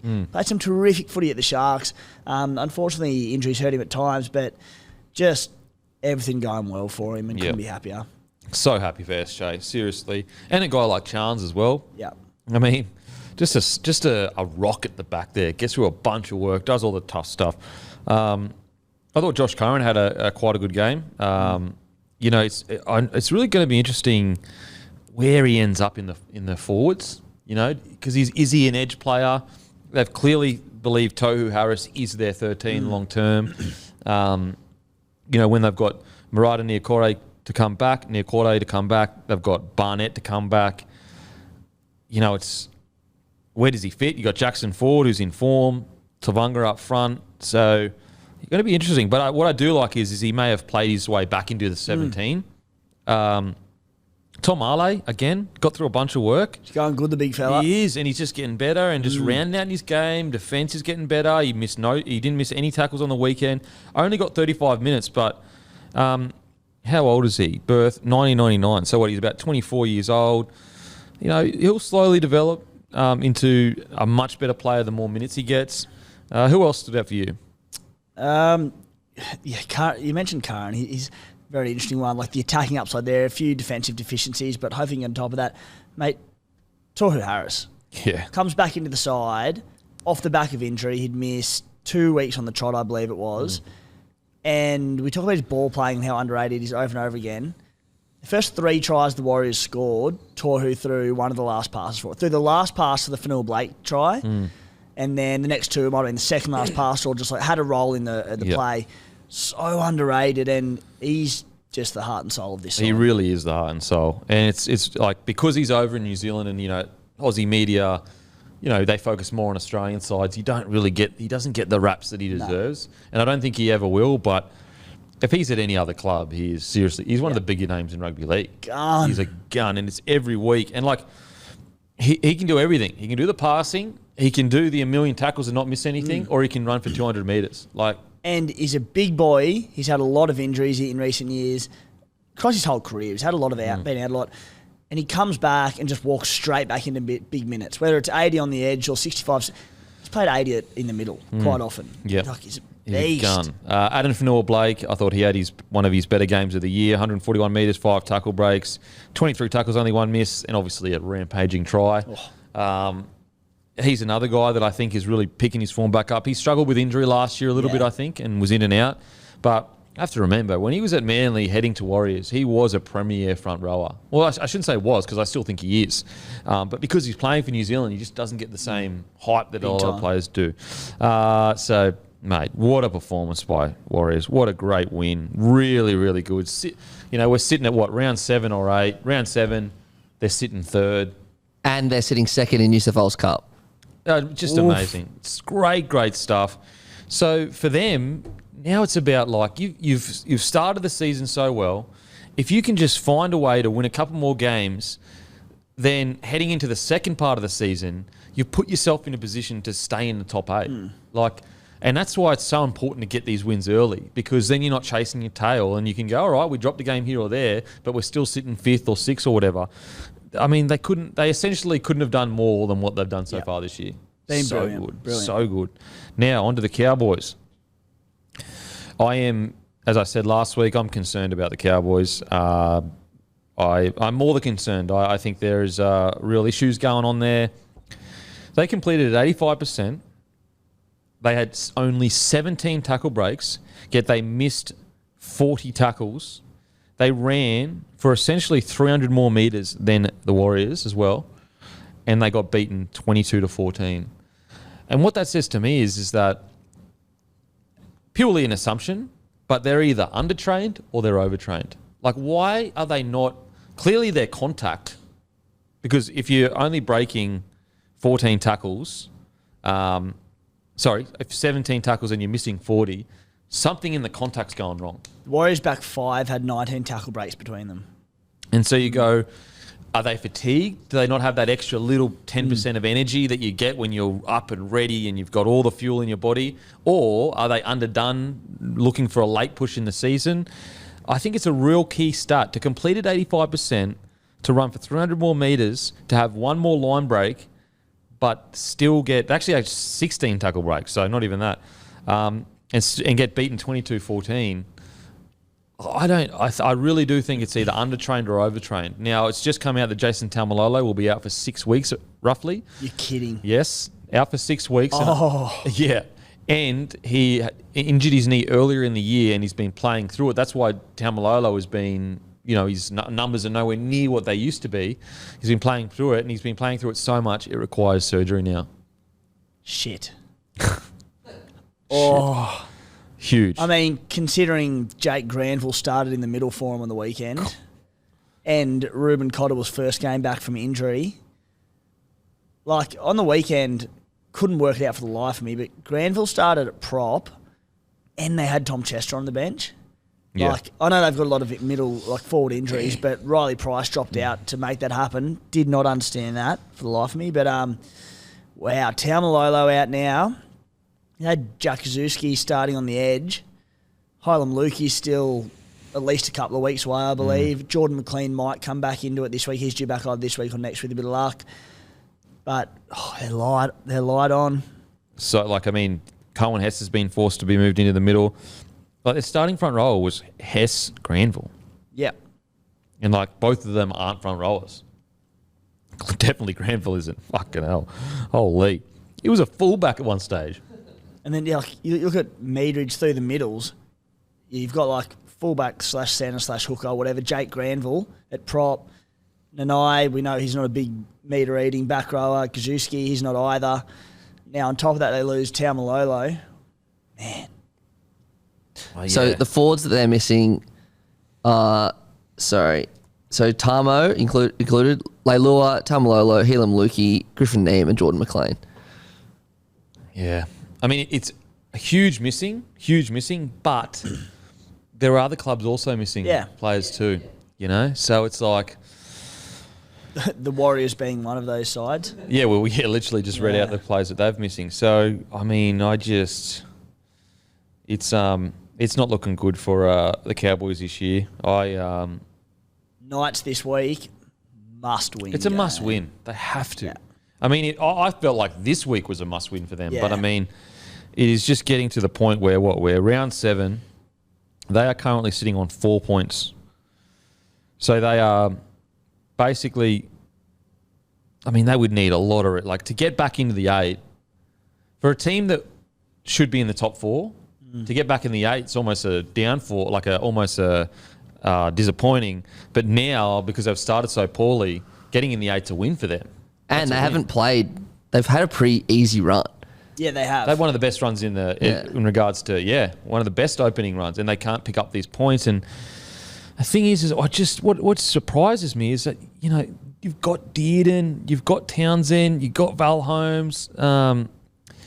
I do think it might be time to potentially look at Hiku and say, mate, you might need to pick it up. Otherwise, we're going to have to look for someone else in the middle. Like, as in, you may need to spend some time in Queensland Cup. Tell you, did my head in on the weekend. How I've been ranting on each week about not using Val Holmes properly, not getting him clean ball, not getting him good ball, and how much I want him to roam at centre, be the second fullback, like he did last year and was unbelievable. Hiku set up a try, switching sides of the field and playing as a sweeper, and I was like, why isn't Val doing that? And it was mad. It worked. It's effective. I'm like, let Val do it. Yep. And so I just, for example, like, look at this. So basically 12 tackles, 4 misses. Val Holmes, 5 tackles, 3 misses, and an error for Hiku. It's really important when, like, obviously he had his try assist, which was fantastic, but, like, Hiku's game is high meters, high runs, and you're just not seeing that this year. I thought Tuolangi was okay coming back from injury. 186 metres, had a couple errors, which was, no good. Drinky, he seems a bit out of sorts. It's just, the whole thing is, don't get me wrong, I wouldn't be dropping like Hiku or any of the outside backs yet, but I'll be having conversations with all of them saying, boys, we're in a position now where even if I don't think that you're playing below NRL standard, we have to make changes.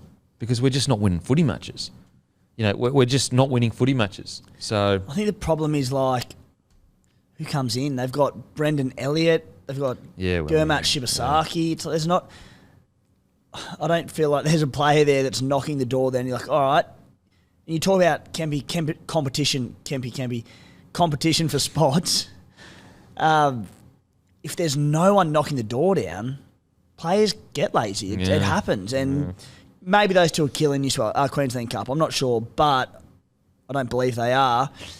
Tommy Chester, he goes good, but I believe he's an out-and-out fullback. And they took. I'm pretty sure they took Hiku off and put Chester on at centre. Could you confirm that? Yeah, because Hiku played 66 minutes, and Chester played 14. So maybe that conversation has already happened. Chester came on. Maybe Chester can play outside backs. I don't know. And that's the... Is Chester big enough for a centre? No, I don't think so. So maybe, Peyton's already said to Hiku, mate, it's close at the moment. It's close. I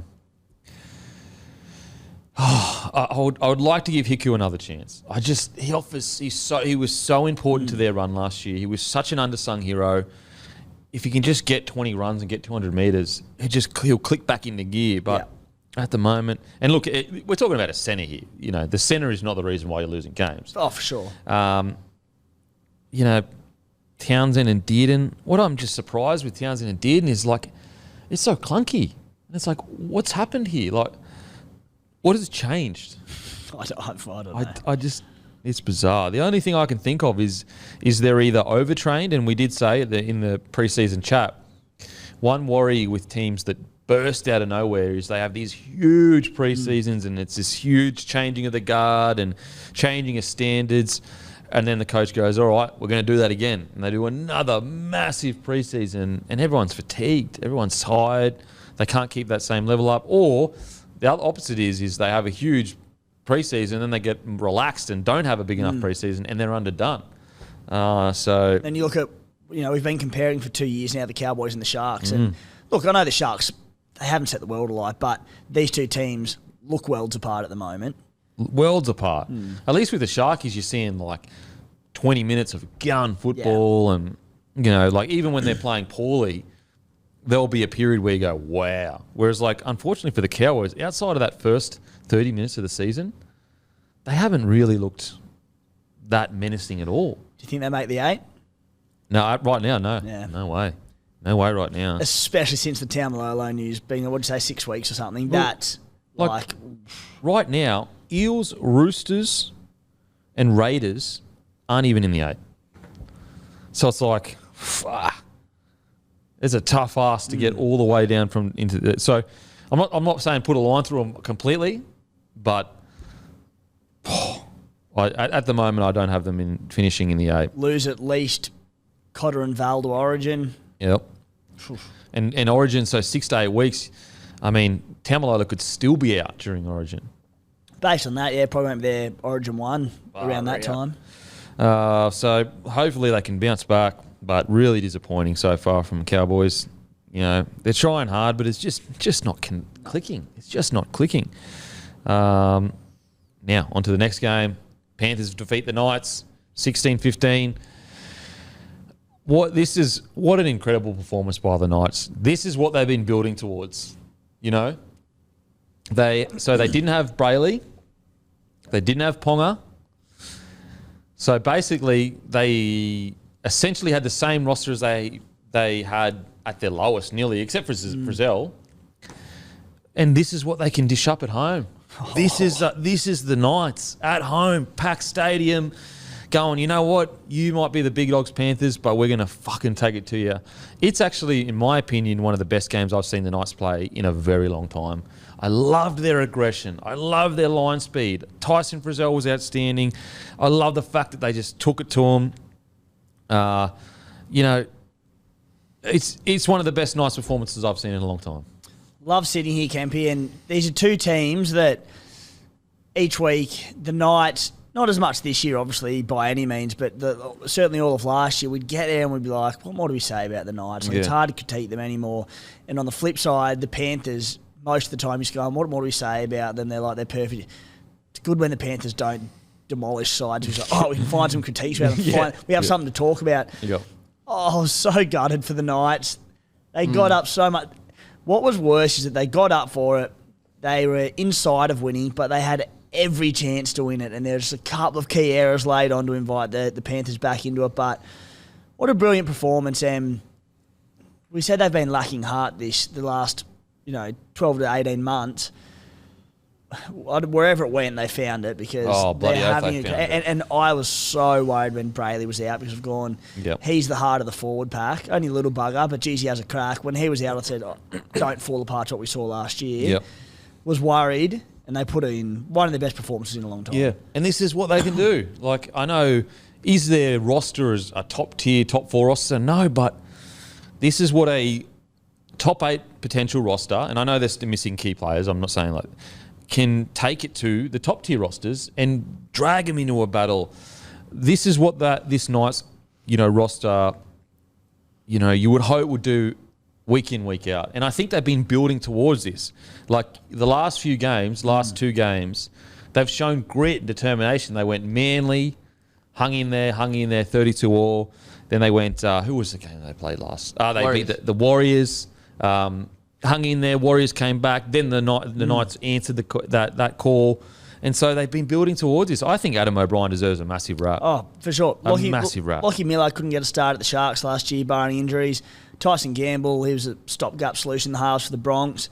Phoenix Crossland at 9, played big minutes because Jaden Basil, and they don't have a backup. Well, I say they don't have a backup hooker, but they've nearly just beaten the Panthers with Crossland there, so he's done something right. What a gutsy win. Okay. That's how close we were to it. What a gutsy almost win. Yeah, and so the confidence these guys can take out of, and it's a reward. It's a reward for building towards this. It's a bit shaky start to the year, but this is their identity, and I think they're a team that is slowly and finally starting to find who they are as a team. Now, we need to see more of it for a whole season, but they're heading in the right direction. They really, really are. I loved what I saw. I think Tyson Frizzell is having probably the best year he's had since he got there. And it just shows you, like, Jackson Hastings isn't setting the world alight, but it shows you just a good solid 7 that can get you around the park. And you mentioned Adam O'Brien before, Kempy. Very critical of him for many reasons. We said he was on the chopping block, and he was, but you got to give credit when things turn around, and so far that's happened. And you look at we were very critical of the Lockie Miller move at the start of the season, bringing a fullback there. And they got rid of old mate, the young fella, the prop forward, down to the Sharkies. Well, I won't call it a masterstroke because it still does look like a short-sighted plan, and we sort of wanted Caleb Ponga fullback, but Lockie Miller's been outstanding for them. They're competing against everyone in the competition, so, fair play to him. Yeah, I totally agree. I think we wanted Ponga at back with Gamble at 6 and Hastings at 7 anyway, but at the very least, Lockie Miller has been fantastic for them. Very, very good. So, you got to give Adam O'Brien credit because it has not been easy. Put it this way: if they were 1 win outside the 8, because that's what they're in there, 1 win outside the 8 right now. If they were 1 win outside the 8 with a full strength roster, we would be like, solid from the Knights. They're 1 win outside the 8 with a busted roster. It is really, really impressive. I just. I think Leo Thompson is growing in confidence each week. I thought Kurt Mann came on and just did what you want Kurt Mann to do, is just get through a bunch of work. Heaps of tackles, few runs. Greg Marju, as we spoke about earlier, defensively still can have a read here or there, but geez, he's been important in attack for them. Like, their sets are totally different with him. It's his continued evolution of the modern day winger. Yeah. And I go on about yardage all the time from your back 3. But this is an example of how important it is to a team because last year, they had Tuala, who played a bit on the wing for them. Dom Young had his moments at times. Obviously, KP at fullback, but he missed a decent amount of action, and it was an issue for them. Dom Young, Greg Marju, absolutely have big areas in defence that they need to sort out. But the value they're bringing coming out of their own end on kick returns and those first 2-3 tackles along with Lockie Miller is just proving invaluable. And that can just turn your team around. And it just, as much as we love a little quick winger and that in your side, it's just so hard to have these days because these 3 are going gangbusters. Yep. So well done, Knights. Well done, Knights. We'll have to be a little bit quicker, guys, in the reviews because I've got an appointment at 2:30, so apologies for that. But we'll get through it, don't worry. Now on to the Panthers. The 1 week we actually need to talk about the Panthers. It's like, got to get through quick. No one but Panthers done. They won by 50. Sweet. Look, Panthers, Nathan Cleary, holy shit. He just nails moments, doesn't he? He just nails them every time. But I will say, this is probably the first time I ever watched a Panthers side and said, you're believing your own hype. They went there. They thought they'd just roll straight through the Knights. They thought they'd just get the job done, as they have been doing for so long. I thought this is a massive wake-up call for the Panthers. They have set the standard themselves. So, like, if they were like any other normal top-tier side, I would go, look, like, this is the NRL. Every game's competitive. But this is a Panthers, one of the most dominant sides in the modern era, if not the most dominant side. And I do think that they rocked up and thought they'd just get the job done. So I think it's a big wake-up call for the Panthers. The Panthers can beat like the Bunnies or Roosters by a point, and you're like, underwhelming. Yeah. Because they've been that good for so long. They were. Look, it's hard because normally I'd just be like, you can't get up every week in the NRL. And that's what I spoke about with the Storm, why that wasn't too disappointing a loss for me looking at them. But Penrith do get up every week. Yeah. They've done it for 2.5 years, 3 years, whatever it might be.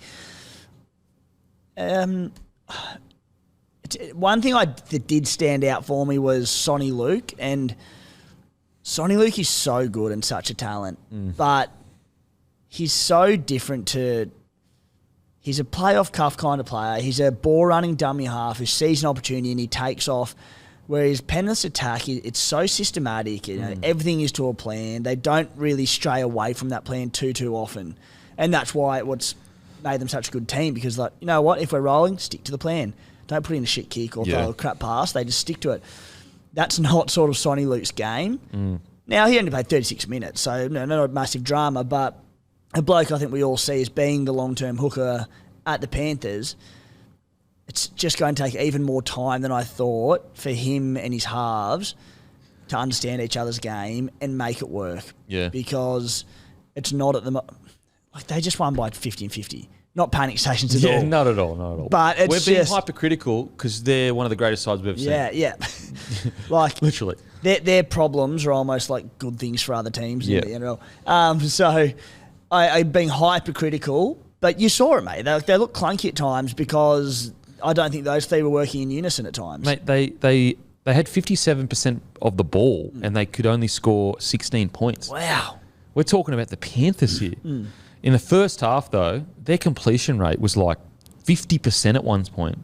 And that's where I go, you rocked up thinking you just get it done. Yeah. Panthers don't complete at 50%. Like I think their lowest completion rate before this week was 80%.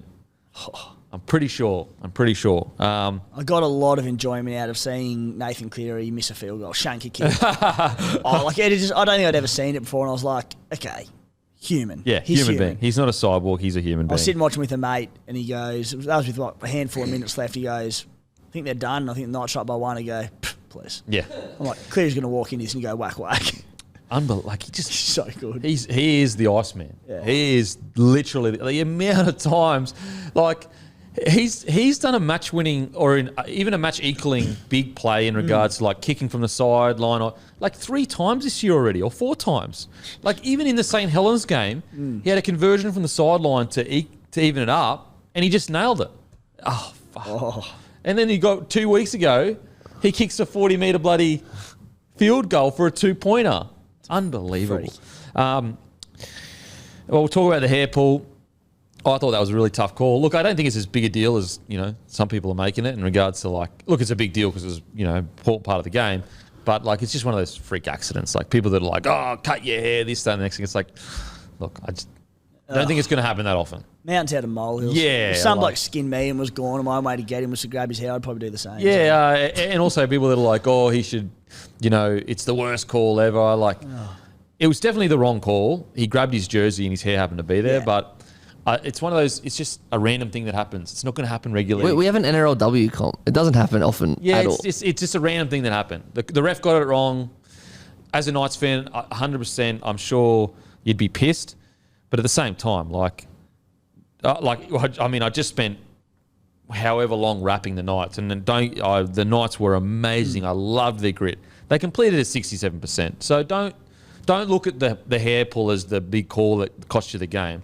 What cost the Knights the game was their completion rate. They had every chance to win that late on. Every chance Some to win really that game. key errors that invited Penrith back into it. Yes. So, but outside of that, with the Penny Panthers, wake-up call, devastating. Liam Munn re-aggravated his hamstring, I'm pretty sure. Zach Hosting was great again. Isaiah Yeo, very close to being in my team of the week again. 47 tackles, 0 misses. 130 It's 147 metres. But Panthers will be back. Yeah, you'd hate to be the They Bunnies played this as week, bad as they played. They still won. Yeah. That's how you know how good they are. They're fucking unbelievable. Now, Broncos versus the Titans. Oh, my beloved Broncos. I don't know why you play like this. I don't know why you do it to me. Why do you do it to yourselves? Oh, wow. Oh, just quickly in the Panthers Knights game. If you ever needed evidence that we just want to send people 10 in the bin, look no further than the Spencer Leniu potential 10 in the bin. He was willing to send a bloke to the bin and he didn't even see what happened properly. Yeah. Like, think about how far we've gone now in this thing. We've gone so far and we're so ready to bin people. Sin bin. It used to be a big deal that you're sin binning before even getting a call from the video ref. You're just going, boom, sin bin. You clearly didn't see it properly. I thought that was outrageous. It hasn't been a sin bin in 7 minutes. Let's just sound something. Keep the boys on their toes. Do they not realise the impact it has on games? Do they not understand that it can change results? Like, at the very least, wait for the replay. You just wait 10 seconds. You were that quick to go, boom, gone. It took a captain's challenge. What if Spencer Leniu didn't have the confidence? Let's say he was a rookie and he didn't have the confidence to burn a captain's challenge. He would have been off the field. I just thought that was crazy. Or if the Panthers didn't have a challenge, they could have burned it by that point too. Yeah, what if they didn't have a challenge? Crazy. We got to relax with these sin bins. We are so quick to just go bang straight away, all because of a dive pretty much. Like, it was a dive. Unbelievable. We got to relax on how quick we are to sin bin people. Anyway, let's get to the Broncos and Titans. Titans first half was absolutely phenomenal. I loved the Titans first half. Fodawaker was outstanding. The whole team was outstanding. And I was sitting there going, wow, this is a top 8 side right now. Aggressive. Like, I hadn't really seen a Titans team play like this. They were angry, aggressive, in your face.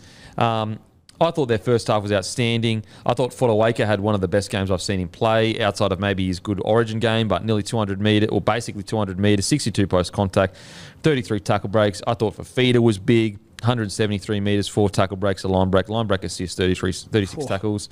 So first half, outstanding for the Titans. Then second half rolls around and they just, I don't know, did they rest on their laurels? I'm not sure, but they just weren't the same team in the second half, unfortunately. Yeah, I mean, we look at and don't get me wrong, I know this happened before the sin bin. They conceded 2 tries, but you just mentioned, Kempy, they don't realise the impact of sin bins on a game. Look no further than Tino going down in this one when he went off for his 61st minute. Then they conceded 2 or 3 tries in the 10 minutes that he was off the field. That's what it does. They were awesome in that first half. I didn't feel sorry for the Titans because, they didn't dig in the second half, even with a sin bin there. It's not the end of the world, a sin bin, but the first 3 tries were against the run of play, off deflections or scooped up balls or whatever. That dagger on half time on them, that broke the pool of their hearts. Yep. Could so easily have gone the other way. Yep. Awesome game of footy to watch. This was great. exciting. It's exciting. Yeah. So what's crazy, Broncos had 40 tackle breaks compared to Titans 19, and Titans missed 40 tackles compared to the Broncos 19. It shows you, we talk often about that Broncos forward pack, and even the team, their explosive ball running, it's tough to handle. So it's the exact same, not the exact same, but very similar to the Broncos' performances that have been put up over the last month, isn't it? I know they got towed up last week, but they won, but you wouldn't feel great about it, would you? Oh, no way. Yeah. It's been like ever since the Panthers win. But even when they got away late and there was sort of, you saw them getting excited again and carrying on like they're king of the world and that, but it's like, well, things could have been very different in this game. Well, this is their opening sets. This is what the Broncos did. First set down, they throw a silly offload out the back, we lose the ball. This is the Broncos' first set. Second set down there, we decide to run the ball on the last, and then we throw a forward pass. Then the third set down there, same happens again. So our first 3 sets down there is in good ball, we didn't complete. And it's just like, oh my God, man. Like even in this win, 73% completion rate. It's just like, boys, we know the answer. We know the answer. Anyway, I don't want to be too negative because they're on top of the table. Put 40 points They on. put 43 points on. But it's just because, like, if they can sort that out, they will challenge for a premiership. You just want to see yourselves win 18-6 at 85% completion. Yeah, I would love it. Because, like, this roster, we need to make the most of it. We're about to lose Flegler. We're about to lose Farnworth.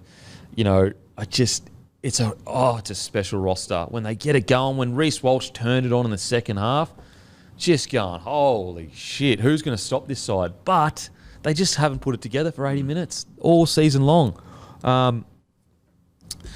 Yeah, unbelievable second half from Reece Walsh. With the Titans, though, even though they got beaten 43-26, I think they could take a lot of confidence out of that. That first half was outstanding. It was outstanding. Absolutely, they can. You know, still without Brimo there. Yeah, bit light on.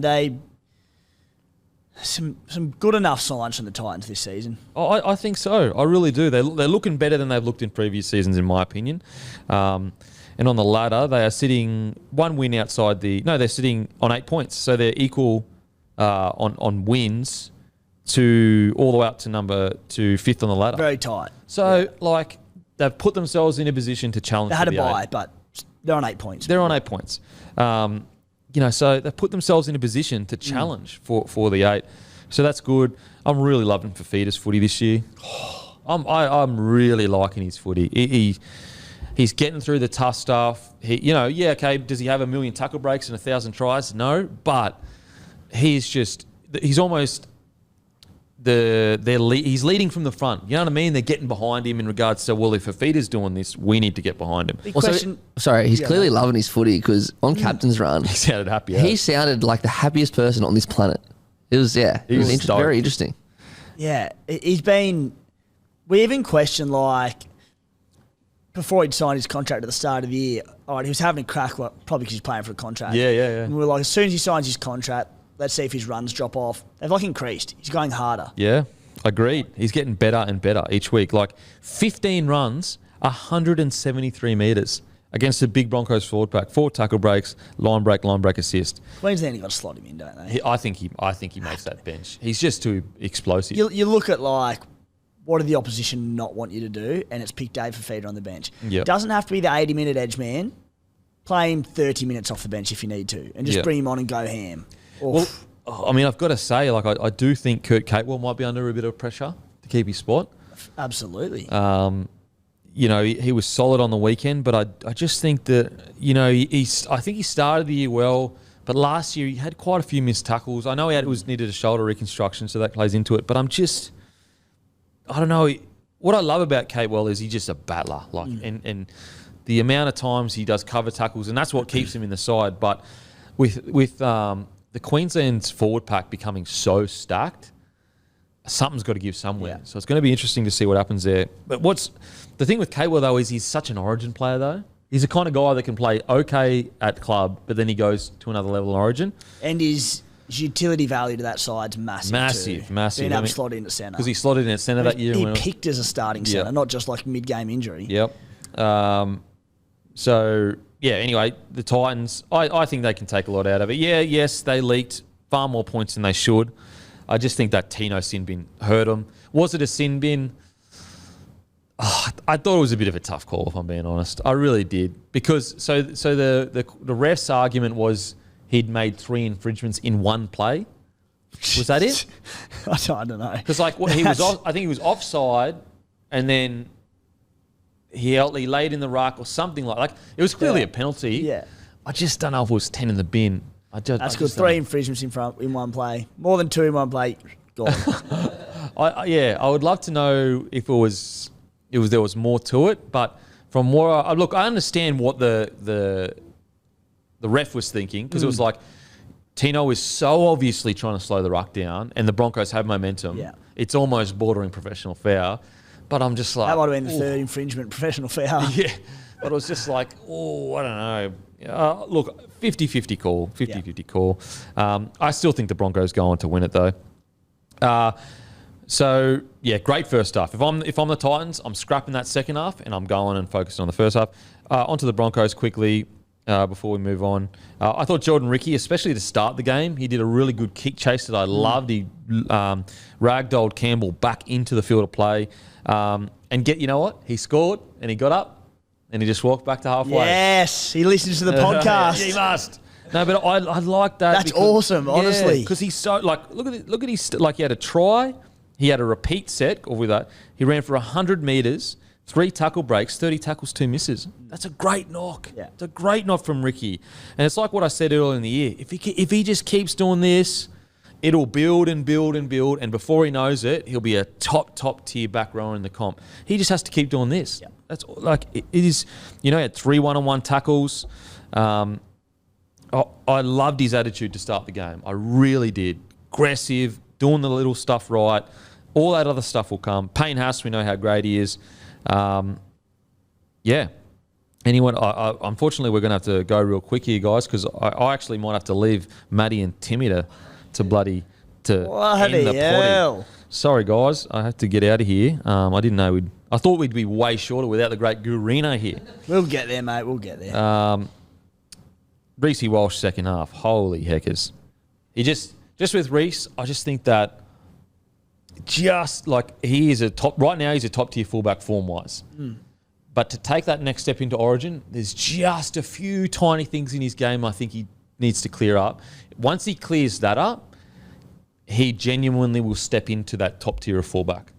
Yeah, boys, we've really got to rush through the end of this podcast, but also Brendan Piakura was decent in Q Cup on the weekend. 25 minutes off the bench, 4 runs, 2 tackle breaks. Oh, fuck. What do you reckon about Reece? Do you think he's... Well, it was interesting. Billy Slater, I saw indirectly via another source, but did Slater come out with a quote at one point and say that Walsh certainly a target for the future, but didn't really allude to this year? And again, maybe we're looking too much into it, but more of a probably not just yet in his eyes for Origin. I don't know. Like KP's your one. If he's no good, I think if Brimson's fit, he's your next in line. Bloody hell, he's got to be getting close if we're going after that. But I think for now, you know what? You could slot him in easily. He's a freak. Yeah. But I also think a full season of hopefully stays fit and injury-free, you know, play some finals this year for the Broncos if they can get there, on track to obviously build that experience, and then next year you find a spot for him. Yeah, agreed. And that's what I mean. If he just has a season just to round his game fully out, like, I know it's a tiny thing, but it's like the small little error at the end where he just like lost the ball. Like these are those little moments that you just can't. You don't see Teddy having them. Exactly. You know, you don't see. KP doesn't usually have that kind of stuff. And this is, once he sorts that out, I would already have him as a top 5 form fullback, but I think we can all agree he wouldn't be in the top tier of fullback right now, like Teddy, Tommy, Trell. It's like that JMK argument. On form, I think he's probably the form fullback in the NRL. Yeah. Yeah. Doesn't mean he's in the top 5 fullbacks in the NRL, but I think he's the form fullback. Yeah, him and Dylan Edwards probably. Dylan Edwards has been killing it. And so I think that if he does a full year and he just rounds his game out, I do believe that next year he could take a step into that. Get him into the camp, all 3 games, even if for a couple of days, experience it, learn about that Queensland culture. Yep, absolutely. What do you reckon, Matty? Yeah, so I just went and looked back at so Slater pretty much said that he wouldn't rule Reece Walsh out, but it was more about Ponga. Like the ball's kind of in Kalen Ponga's court at the moment when it comes to Queensland Origin. Say Ponga isn't ready, and like who knows if he will be. If I was a Queensland selector, coming from a Blues fan, I'd be pretty worried if Walsh was fullback. Like I think he'd be a really good pick. At the moment, it's kind of out of him and the hammer, I guess, and I'd probably lean towards Walsh at the moment. But yeah, if Ponga's fit and ready, and he's played 2 or 3 games, then I'm definitely 100% picking Ponga, no doubt. Reece Walsh's attack, though. I'd go Walsh ahead of Hammer. It's a tough one. It's a tough one because Hammer's been there and done it. Yeah, I'd probably go Walsh. Depends what the game plan was, but I'd probably go Walsh. Yeah. But as I said, I think right now, one or two form fullbacks in the comp, but I wouldn't have him in the top tier of fullback when you go Teddy, Trell, Tommy. But I think if he keeps on this trajectory, next year we will have him in that top tier of fullback. You'll say Teddy, you'll say Trell. On track, you'll say, but need to do it over time. Needs to do it over time, for sure. And in big games. Oh, for sure. Anyway, I better bounce, boys. I'm sorry. I am sorry. I'll quickly do my tips for next week. Brought to you by Sportsbet, guys. Okay, South Sydney Rabbitohs, Panthers. I'm going Panthers. Broncos, Eels. I'm going Eels, Broncos. I'm going Broncos. Bulldogs, Sharks. I'm going Sharks. North Queensland Knights. I'm going Knights. Get on the Knights. And then Dolphins, Titans. I am going to go Titans. Tigers, Manly. I'm going Manly. And also, great win for the Raiders. Just to let Timmy know. Just as you take off. Great win for the Raiders. Anyway, I'll leave the show in the great hands of the guys. And I'll see you all next week. I'll go fuck myself. Thank you. So, been handed the keys to the kingdom of the Bloke in a Bar podcast, the biggest podcast in Australia. I'm here with Matty the Waterboy. Matty will continue on. Kempy's taken off to, I don't know, do something with Nico Hines or someone. I don't know. Raiders 20, Dragons 14. Brought to you, as always, by Bloke in a Bar. The best beer in Australia. It's not hoppy. It's just a good session ale, Matty. It's a good session ale. You drink it with your mates. You get up for your mates. The Canberra Raiders. Now, mate, Jared Croker. Yep. The heart and soul of this club. Is there a world where he is the centre for the Blues this season? Wow, Denon goes for 2 seconds and the agendas start rolling in. Man, I was thinking we should just sit here and review Guru's wedding. Why don't we do that instead of watching the games? See record hits. I tell you what, in all seriousness about Jared Croker, I hope he gets to 300 games this year. Hey, if there's anyone that deserves 300 games, it's Jared Croker for sure. It was, Matty, look, as a Raiders fan, it was a bit of a dog of a game, this one. I was sat there at halftime and I was punching out notes for it, and I thought really good defensive efforts from both sides, particularly the online, the goal line defence was terrific. Yep. But then I sort of sat back and went, was the goal line defence good or was the attack very clunky? Now, look, the Raiders got the job done, but it was a gritty win, but it wasn't good viewing. What do you make of it? Yeah, look, I just, out of habit, I just went to Denon's camera and there's just no one there. Yeah, look, that first half, I was so keen. Sit down, watch the 2:00 games back on Sunday. Absolutely love it. The first half wasn't the most exciting. Well, the whole game wasn't that exciting, but the first half was pretty scrappy. Both teams were just guilty of errors basically the whole game. The Dragons completing at 63% is just you can't win games of NRL completing like that. The Raiders at 73%. Defensively, yeah, you're right. It was good, and even Tautau Moga's try in the only try of the first half, that wasn't because the Raiders had a poor defense. They had 5 goals in him. Tautau Moga just showed his strength. I think the Raiders, because they had a couple of close losses to start the year, they just needed to get the win. They just needed to get the 2 points. So I guess they'd be happy they did that. But their performance, I don't think Ricky Stewart will be extremely stoked with that. As we basically went to air today, and I'm surprised we hadn't spoken about it earlier on, but reports coming out that Jackie Whiten has retired from rep football, which I could not believe. Yeah. I'm pretty speechless about it, mate. I have no answers to why it's happened. Obviously, only reportedly at the moment, but sounds like it's happening. Can you make any sense of it? Yeah, it's as a Blues fan, I'm Devo because, as I said earlier in the show, I think I said it on air, I did my predicted Blues team for this year and Whiten was in it. And I know there was reports on the weekend, but I was like, all right, just assuming. To me, he's straight up in that 17. You just got to find a spot for him somewhere. Did you have him on the bench? Yeah, it was my number 14.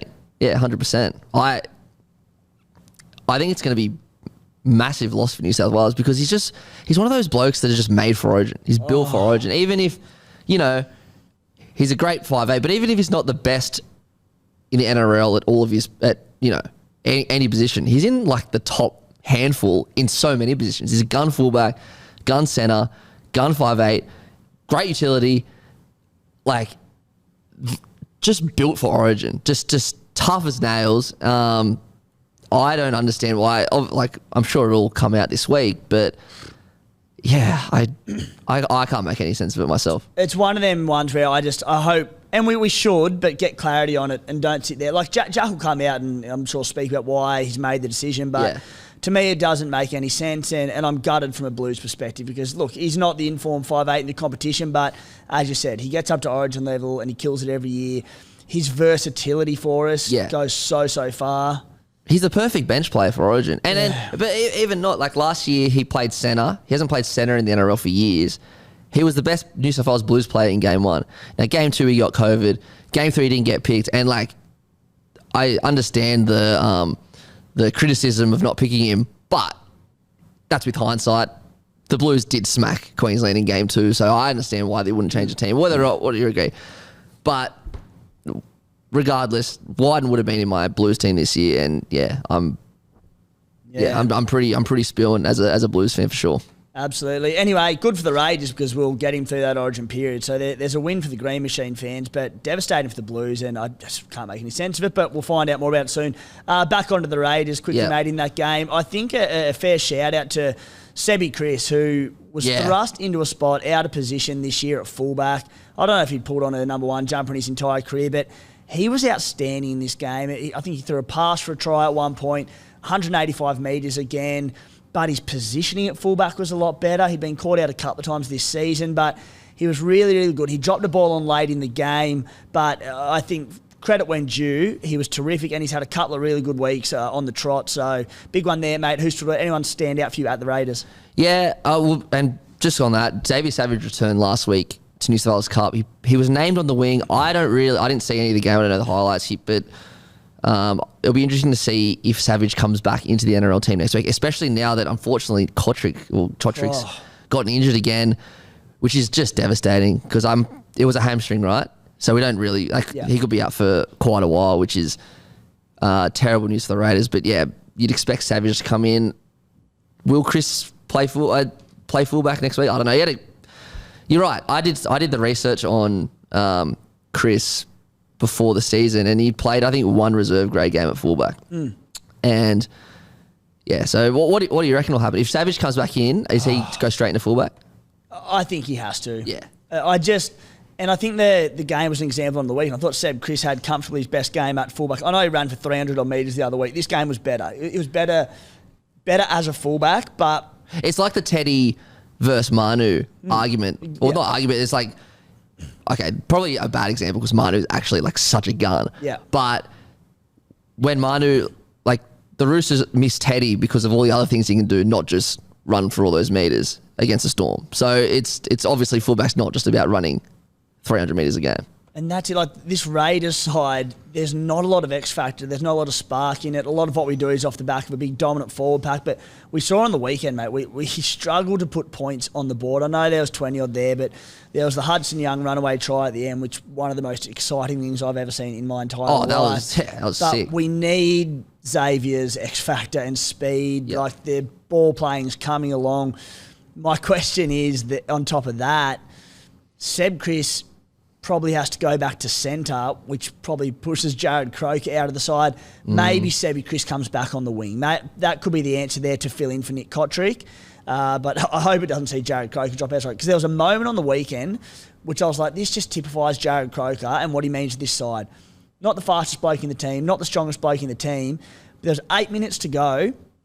Jack Bird, there's a bit of scattered play, and Jack Bird put a grubber in, going across the field, under the post. Benny Hunt was flying through. Who was there from the other side of the field to sweep up? Jared Croker. I'm like, this is what he brings to this team. Yeah, and just on that, do you reckon because Chris has been playing fullback and like obviously he's returning the ball fucking heaps because he's making all these meters. Do you reckon the easy option is just to put him on the wing for that reason as well? Probably, and that's it. Because his yardage has been such a big part of his game at fullback. It's been his best factor. He can do it from the wing. You can do it from the wing as well. So maybe that's the play. Yeah. Mate, the Dragons, look, it wasn't pretty viewing, but they almost got away with the game there. TOTW Moga, well, we spoke about him before and what a career resurgence it's been for him, off the back of 3-4 ACLs, whatever it's been. I do, like there was a period there where they defended the Raiders 4 sets on the trot. They went back to back to back, repeat sets and got through it. So good enough signs in terms of grit in defence. Their just attack looked so clunky. They weren't playing direct. There's so much reliance on Benny Hunt to pull things out of his arse for this side. And Benny had a crack again, but it wasn't great viewing. It's one of those games like you go, I'm just remembering the game and looking at the name, like looking at the Dragons, a bunch of players had a crack. Like Sloan had a very decent crack last night. Tatai Moga was great. Obviously, Benny Hunt. Like all these players, like but it just didn't look clean. Like they didn't look right together, and it was frustrating to watch. And that's just as a neutral fan. Yeah. So. I mean, they can bounce back from it, the Drags, but, it was almost one that both clubs would be putting a bit of a line through. Jack Bird had some very dangerous moments. There are a couple of errors in there, but I like Jack Bird on the edge, Jack DeBellin at lock. I think Debs' ball playing as a 13 is very valuable to this side, and I just think the bit of agility of Bird on the edge, very, very good. Yeah, bit of strike out wide. And as we see with Dragons, like, they've got so much strike out wide, like because if they put Bird, Sewell's always destructive. Then you got, they've probably got arguably top 3 centre pairings in the comp with Zach Lomax and Moses Suli when they're on.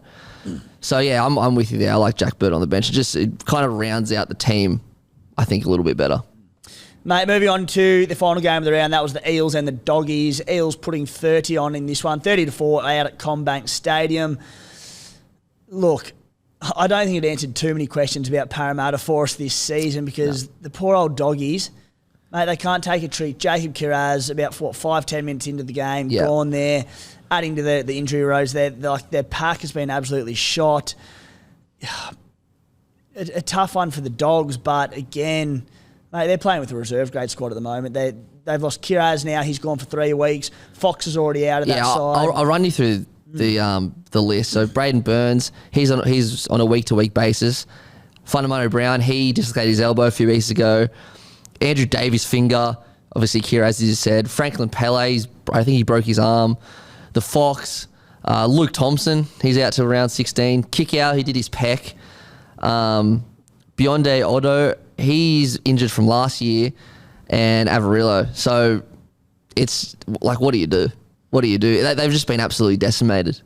So how good is this? We touched on last week, despite all the Doggies' injuries, their injury toll, that their New South Wales Cup side were leading the comp. They beat the Eels 28-6 on the weekend. In reserve grade? In Reggie's. Fucking hell, man. Yeah. How good is that? The thing about the Dogs, and look, it's hard to be critical because they're so decimated. But if you go back to the Good Friday game against Rabbitohs, they conceded 3 tries at the back end of the first half, like in really quick succession. And then they conceded 5 tries in the back end of the second half in really quick succession. Then this week against the Eels, the first 20, it was 0-all, blah, blah, blah, like end-to-end kind of stuff. Well, not end-to-end, but like it was 0-all. And then Eels just went bang, bang, bang. Tries in quick succession. And again, it's so hard to be critical because like they're playing with not even close to their full-strength team. Yep. But I guess that's one thing with the Dogs, like once they get on the back foot, they seem to concede back-to-back tries, which is something Serrato will probably be focusing on. But other than that, it's so hard to be critical of the Doggies. They're just, It is. Jarrell Skelton was one that I thought might have come in for the Fox this week. Been killing it in reserve grade. Big boy, big metre-eating winger. He ran for 253 metres in reserve grade, 85 post-contact metres, 12 tackle breaks. So they went with Ockenbaugh, but they said there's still the injury cloud around Braden Burns, who missed out originally. But Skelton, we could get a glimpse of him this week. Yeah, I think he becomes a bit more relevant this week. Ideally, they probably wouldn't play him this early, but He's killing it in New South Wales Cup. You just read out their stats. I saw a video of him before. He's so destructive. He's just big and powerful. So it'll be interesting to see Teamless Tuesday tomorrow if he gets a sniff. Mate, one that I thought did step up in his first game back for, I believe it was the season, was TPJ, Tavita Pangai Jr. He played 47 minutes, probably forced to play maybe a few extra because of the injuries in the side, but TPJ, 15 runs for 121 metres. He had a couple of tackle breaks, 6 offloads in that time. Oh. There was also a play there where TPJ, of all people, flew across from the middle, went short side, threw a cut ball to, I think it was Ockenbaugh, who they very, very nearly could have scored if it stuck in the hands. But TPJ, in a time where they're lacking middles, a really good return for him. Yeah, and as you said, they really need him. But it's so good to see him because he's been out for so long.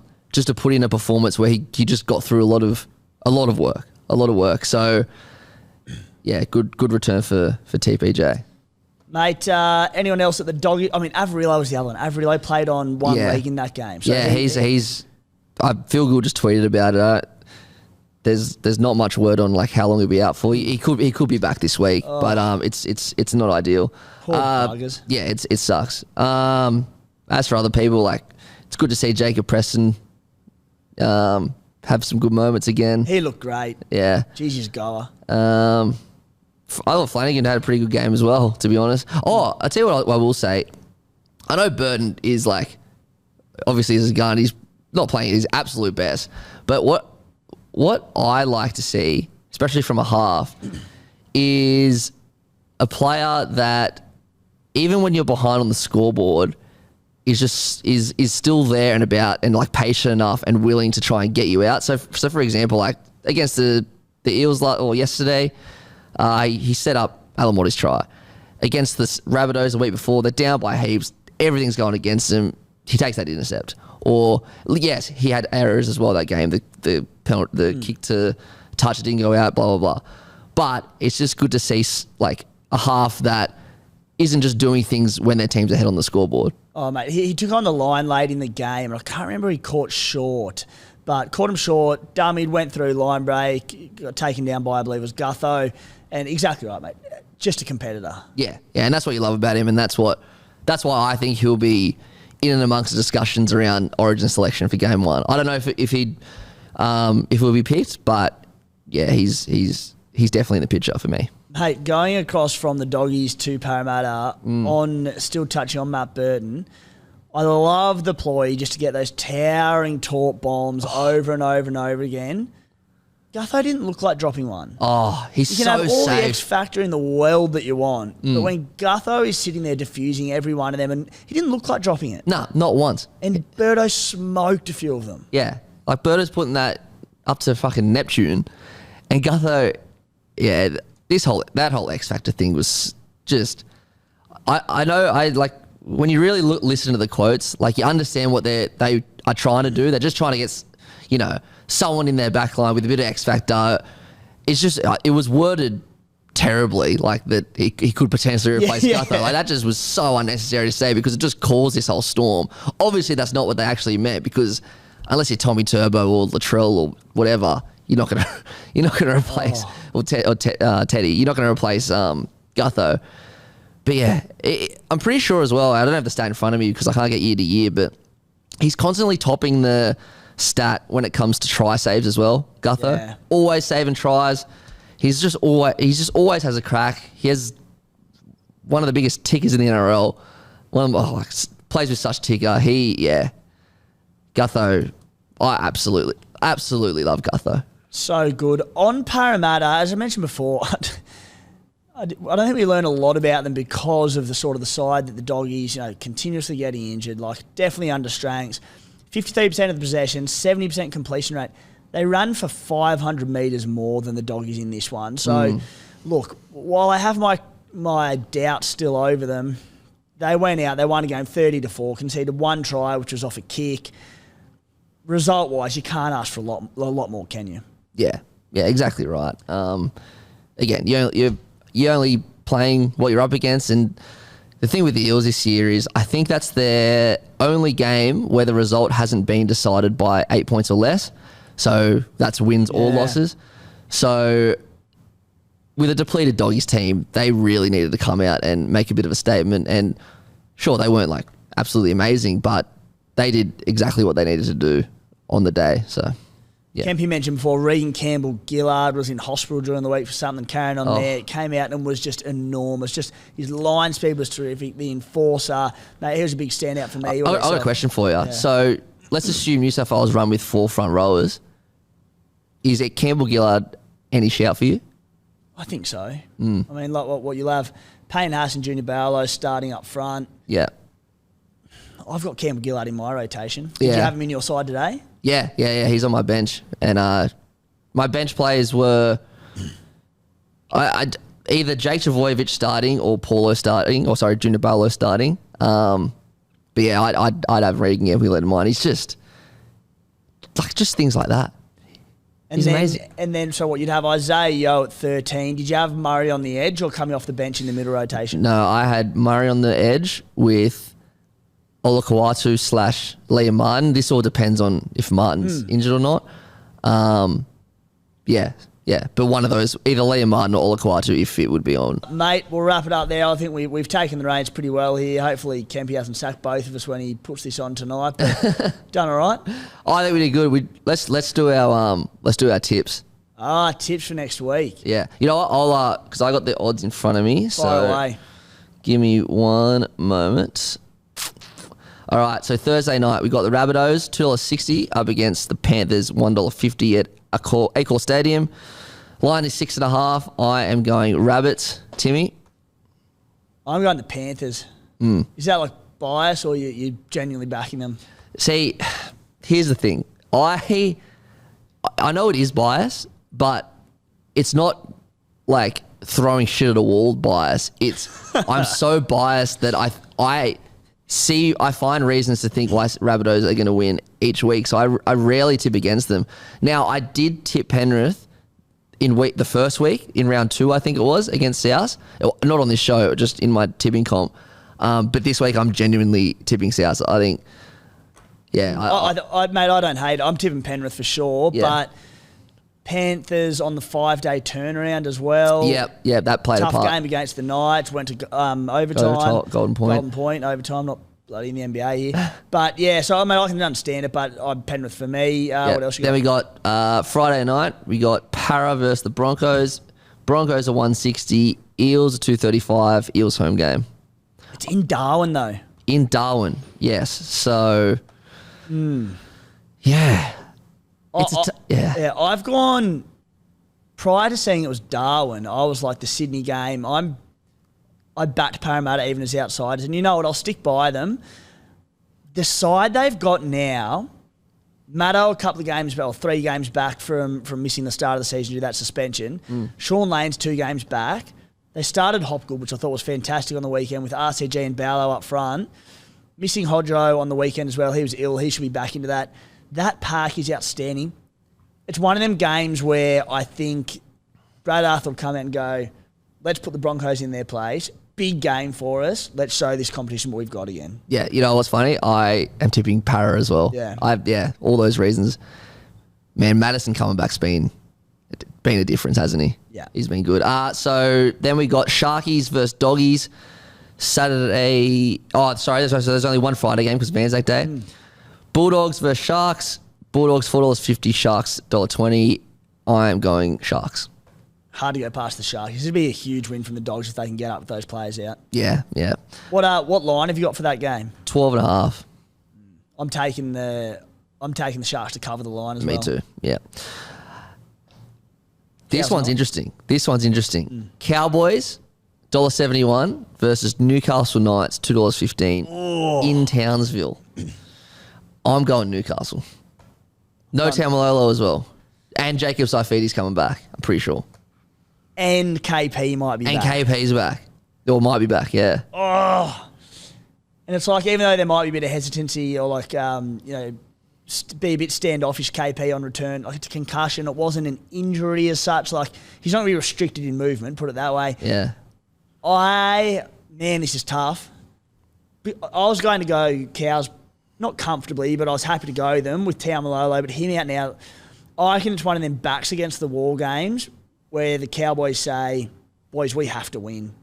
There's still enough talent in that roster. I think Cows will get the job done. Yes, that's why I went Cows last week. Obviously not on the Monday show, but by Friday I changed. But yeah, just didn't happen. So yeah, interesting. It will come one week. So hopefully for them it's this week. But yeah, I'm going Knights. Then we got on Sunday, 2 p.m, another good game. Dolphins, $1.74. Gold Coast Titans, $2.10. I'm actually going to go Titans on this one. I'm going Titans with you, especially Brimo's a good chance to return. If he comes back there, Dolphins still missing a few. Kenny Bromwich likely to sit out, he's in 1 week. Yeah, he's taking the play. Yeah, the Titans have got so many points in them. 100. Interesting game. Titans who can't defend, but a lot of attack. Dolphins whose attack's okay, but very resilient defensive. It'll be a good game. Yeah, keen as. Then we got Sunday, 4 p.m, West Tigers, $3.25 up against Manly, $1.35. Tough to go past Manly after what they dish up against Melbourne. Yeah, pretty confident on Manly. If the Tigers weren't fresh off the bye, I'd say that Manly put a cricket score on them. I still think they may, but fresh off the bye, it's a big bonus. What's the line at? The line for that is 9.5. Don't mind that for Manly. Yeah, me too. I also, with the bye, the only one team has lost off the bye this year, and that was Penrith. So who knocked them off? It was very tight. I think it was Para. Para knocked them off. Yeah, okay. Yeah. Then we've got the next two games, but those are on Tuesday, so I think we'll save them for next Monday. Monday potty. Keenaz, I tell you what we'll do. I'll text Guru, see what his tips are, but if he beats us, I just won't put him in. Yeah, good shout. So yeah, I think we are done there. Grab a case of Bloke in a bar this weekend. The middy's beautiful. The lager's beautiful.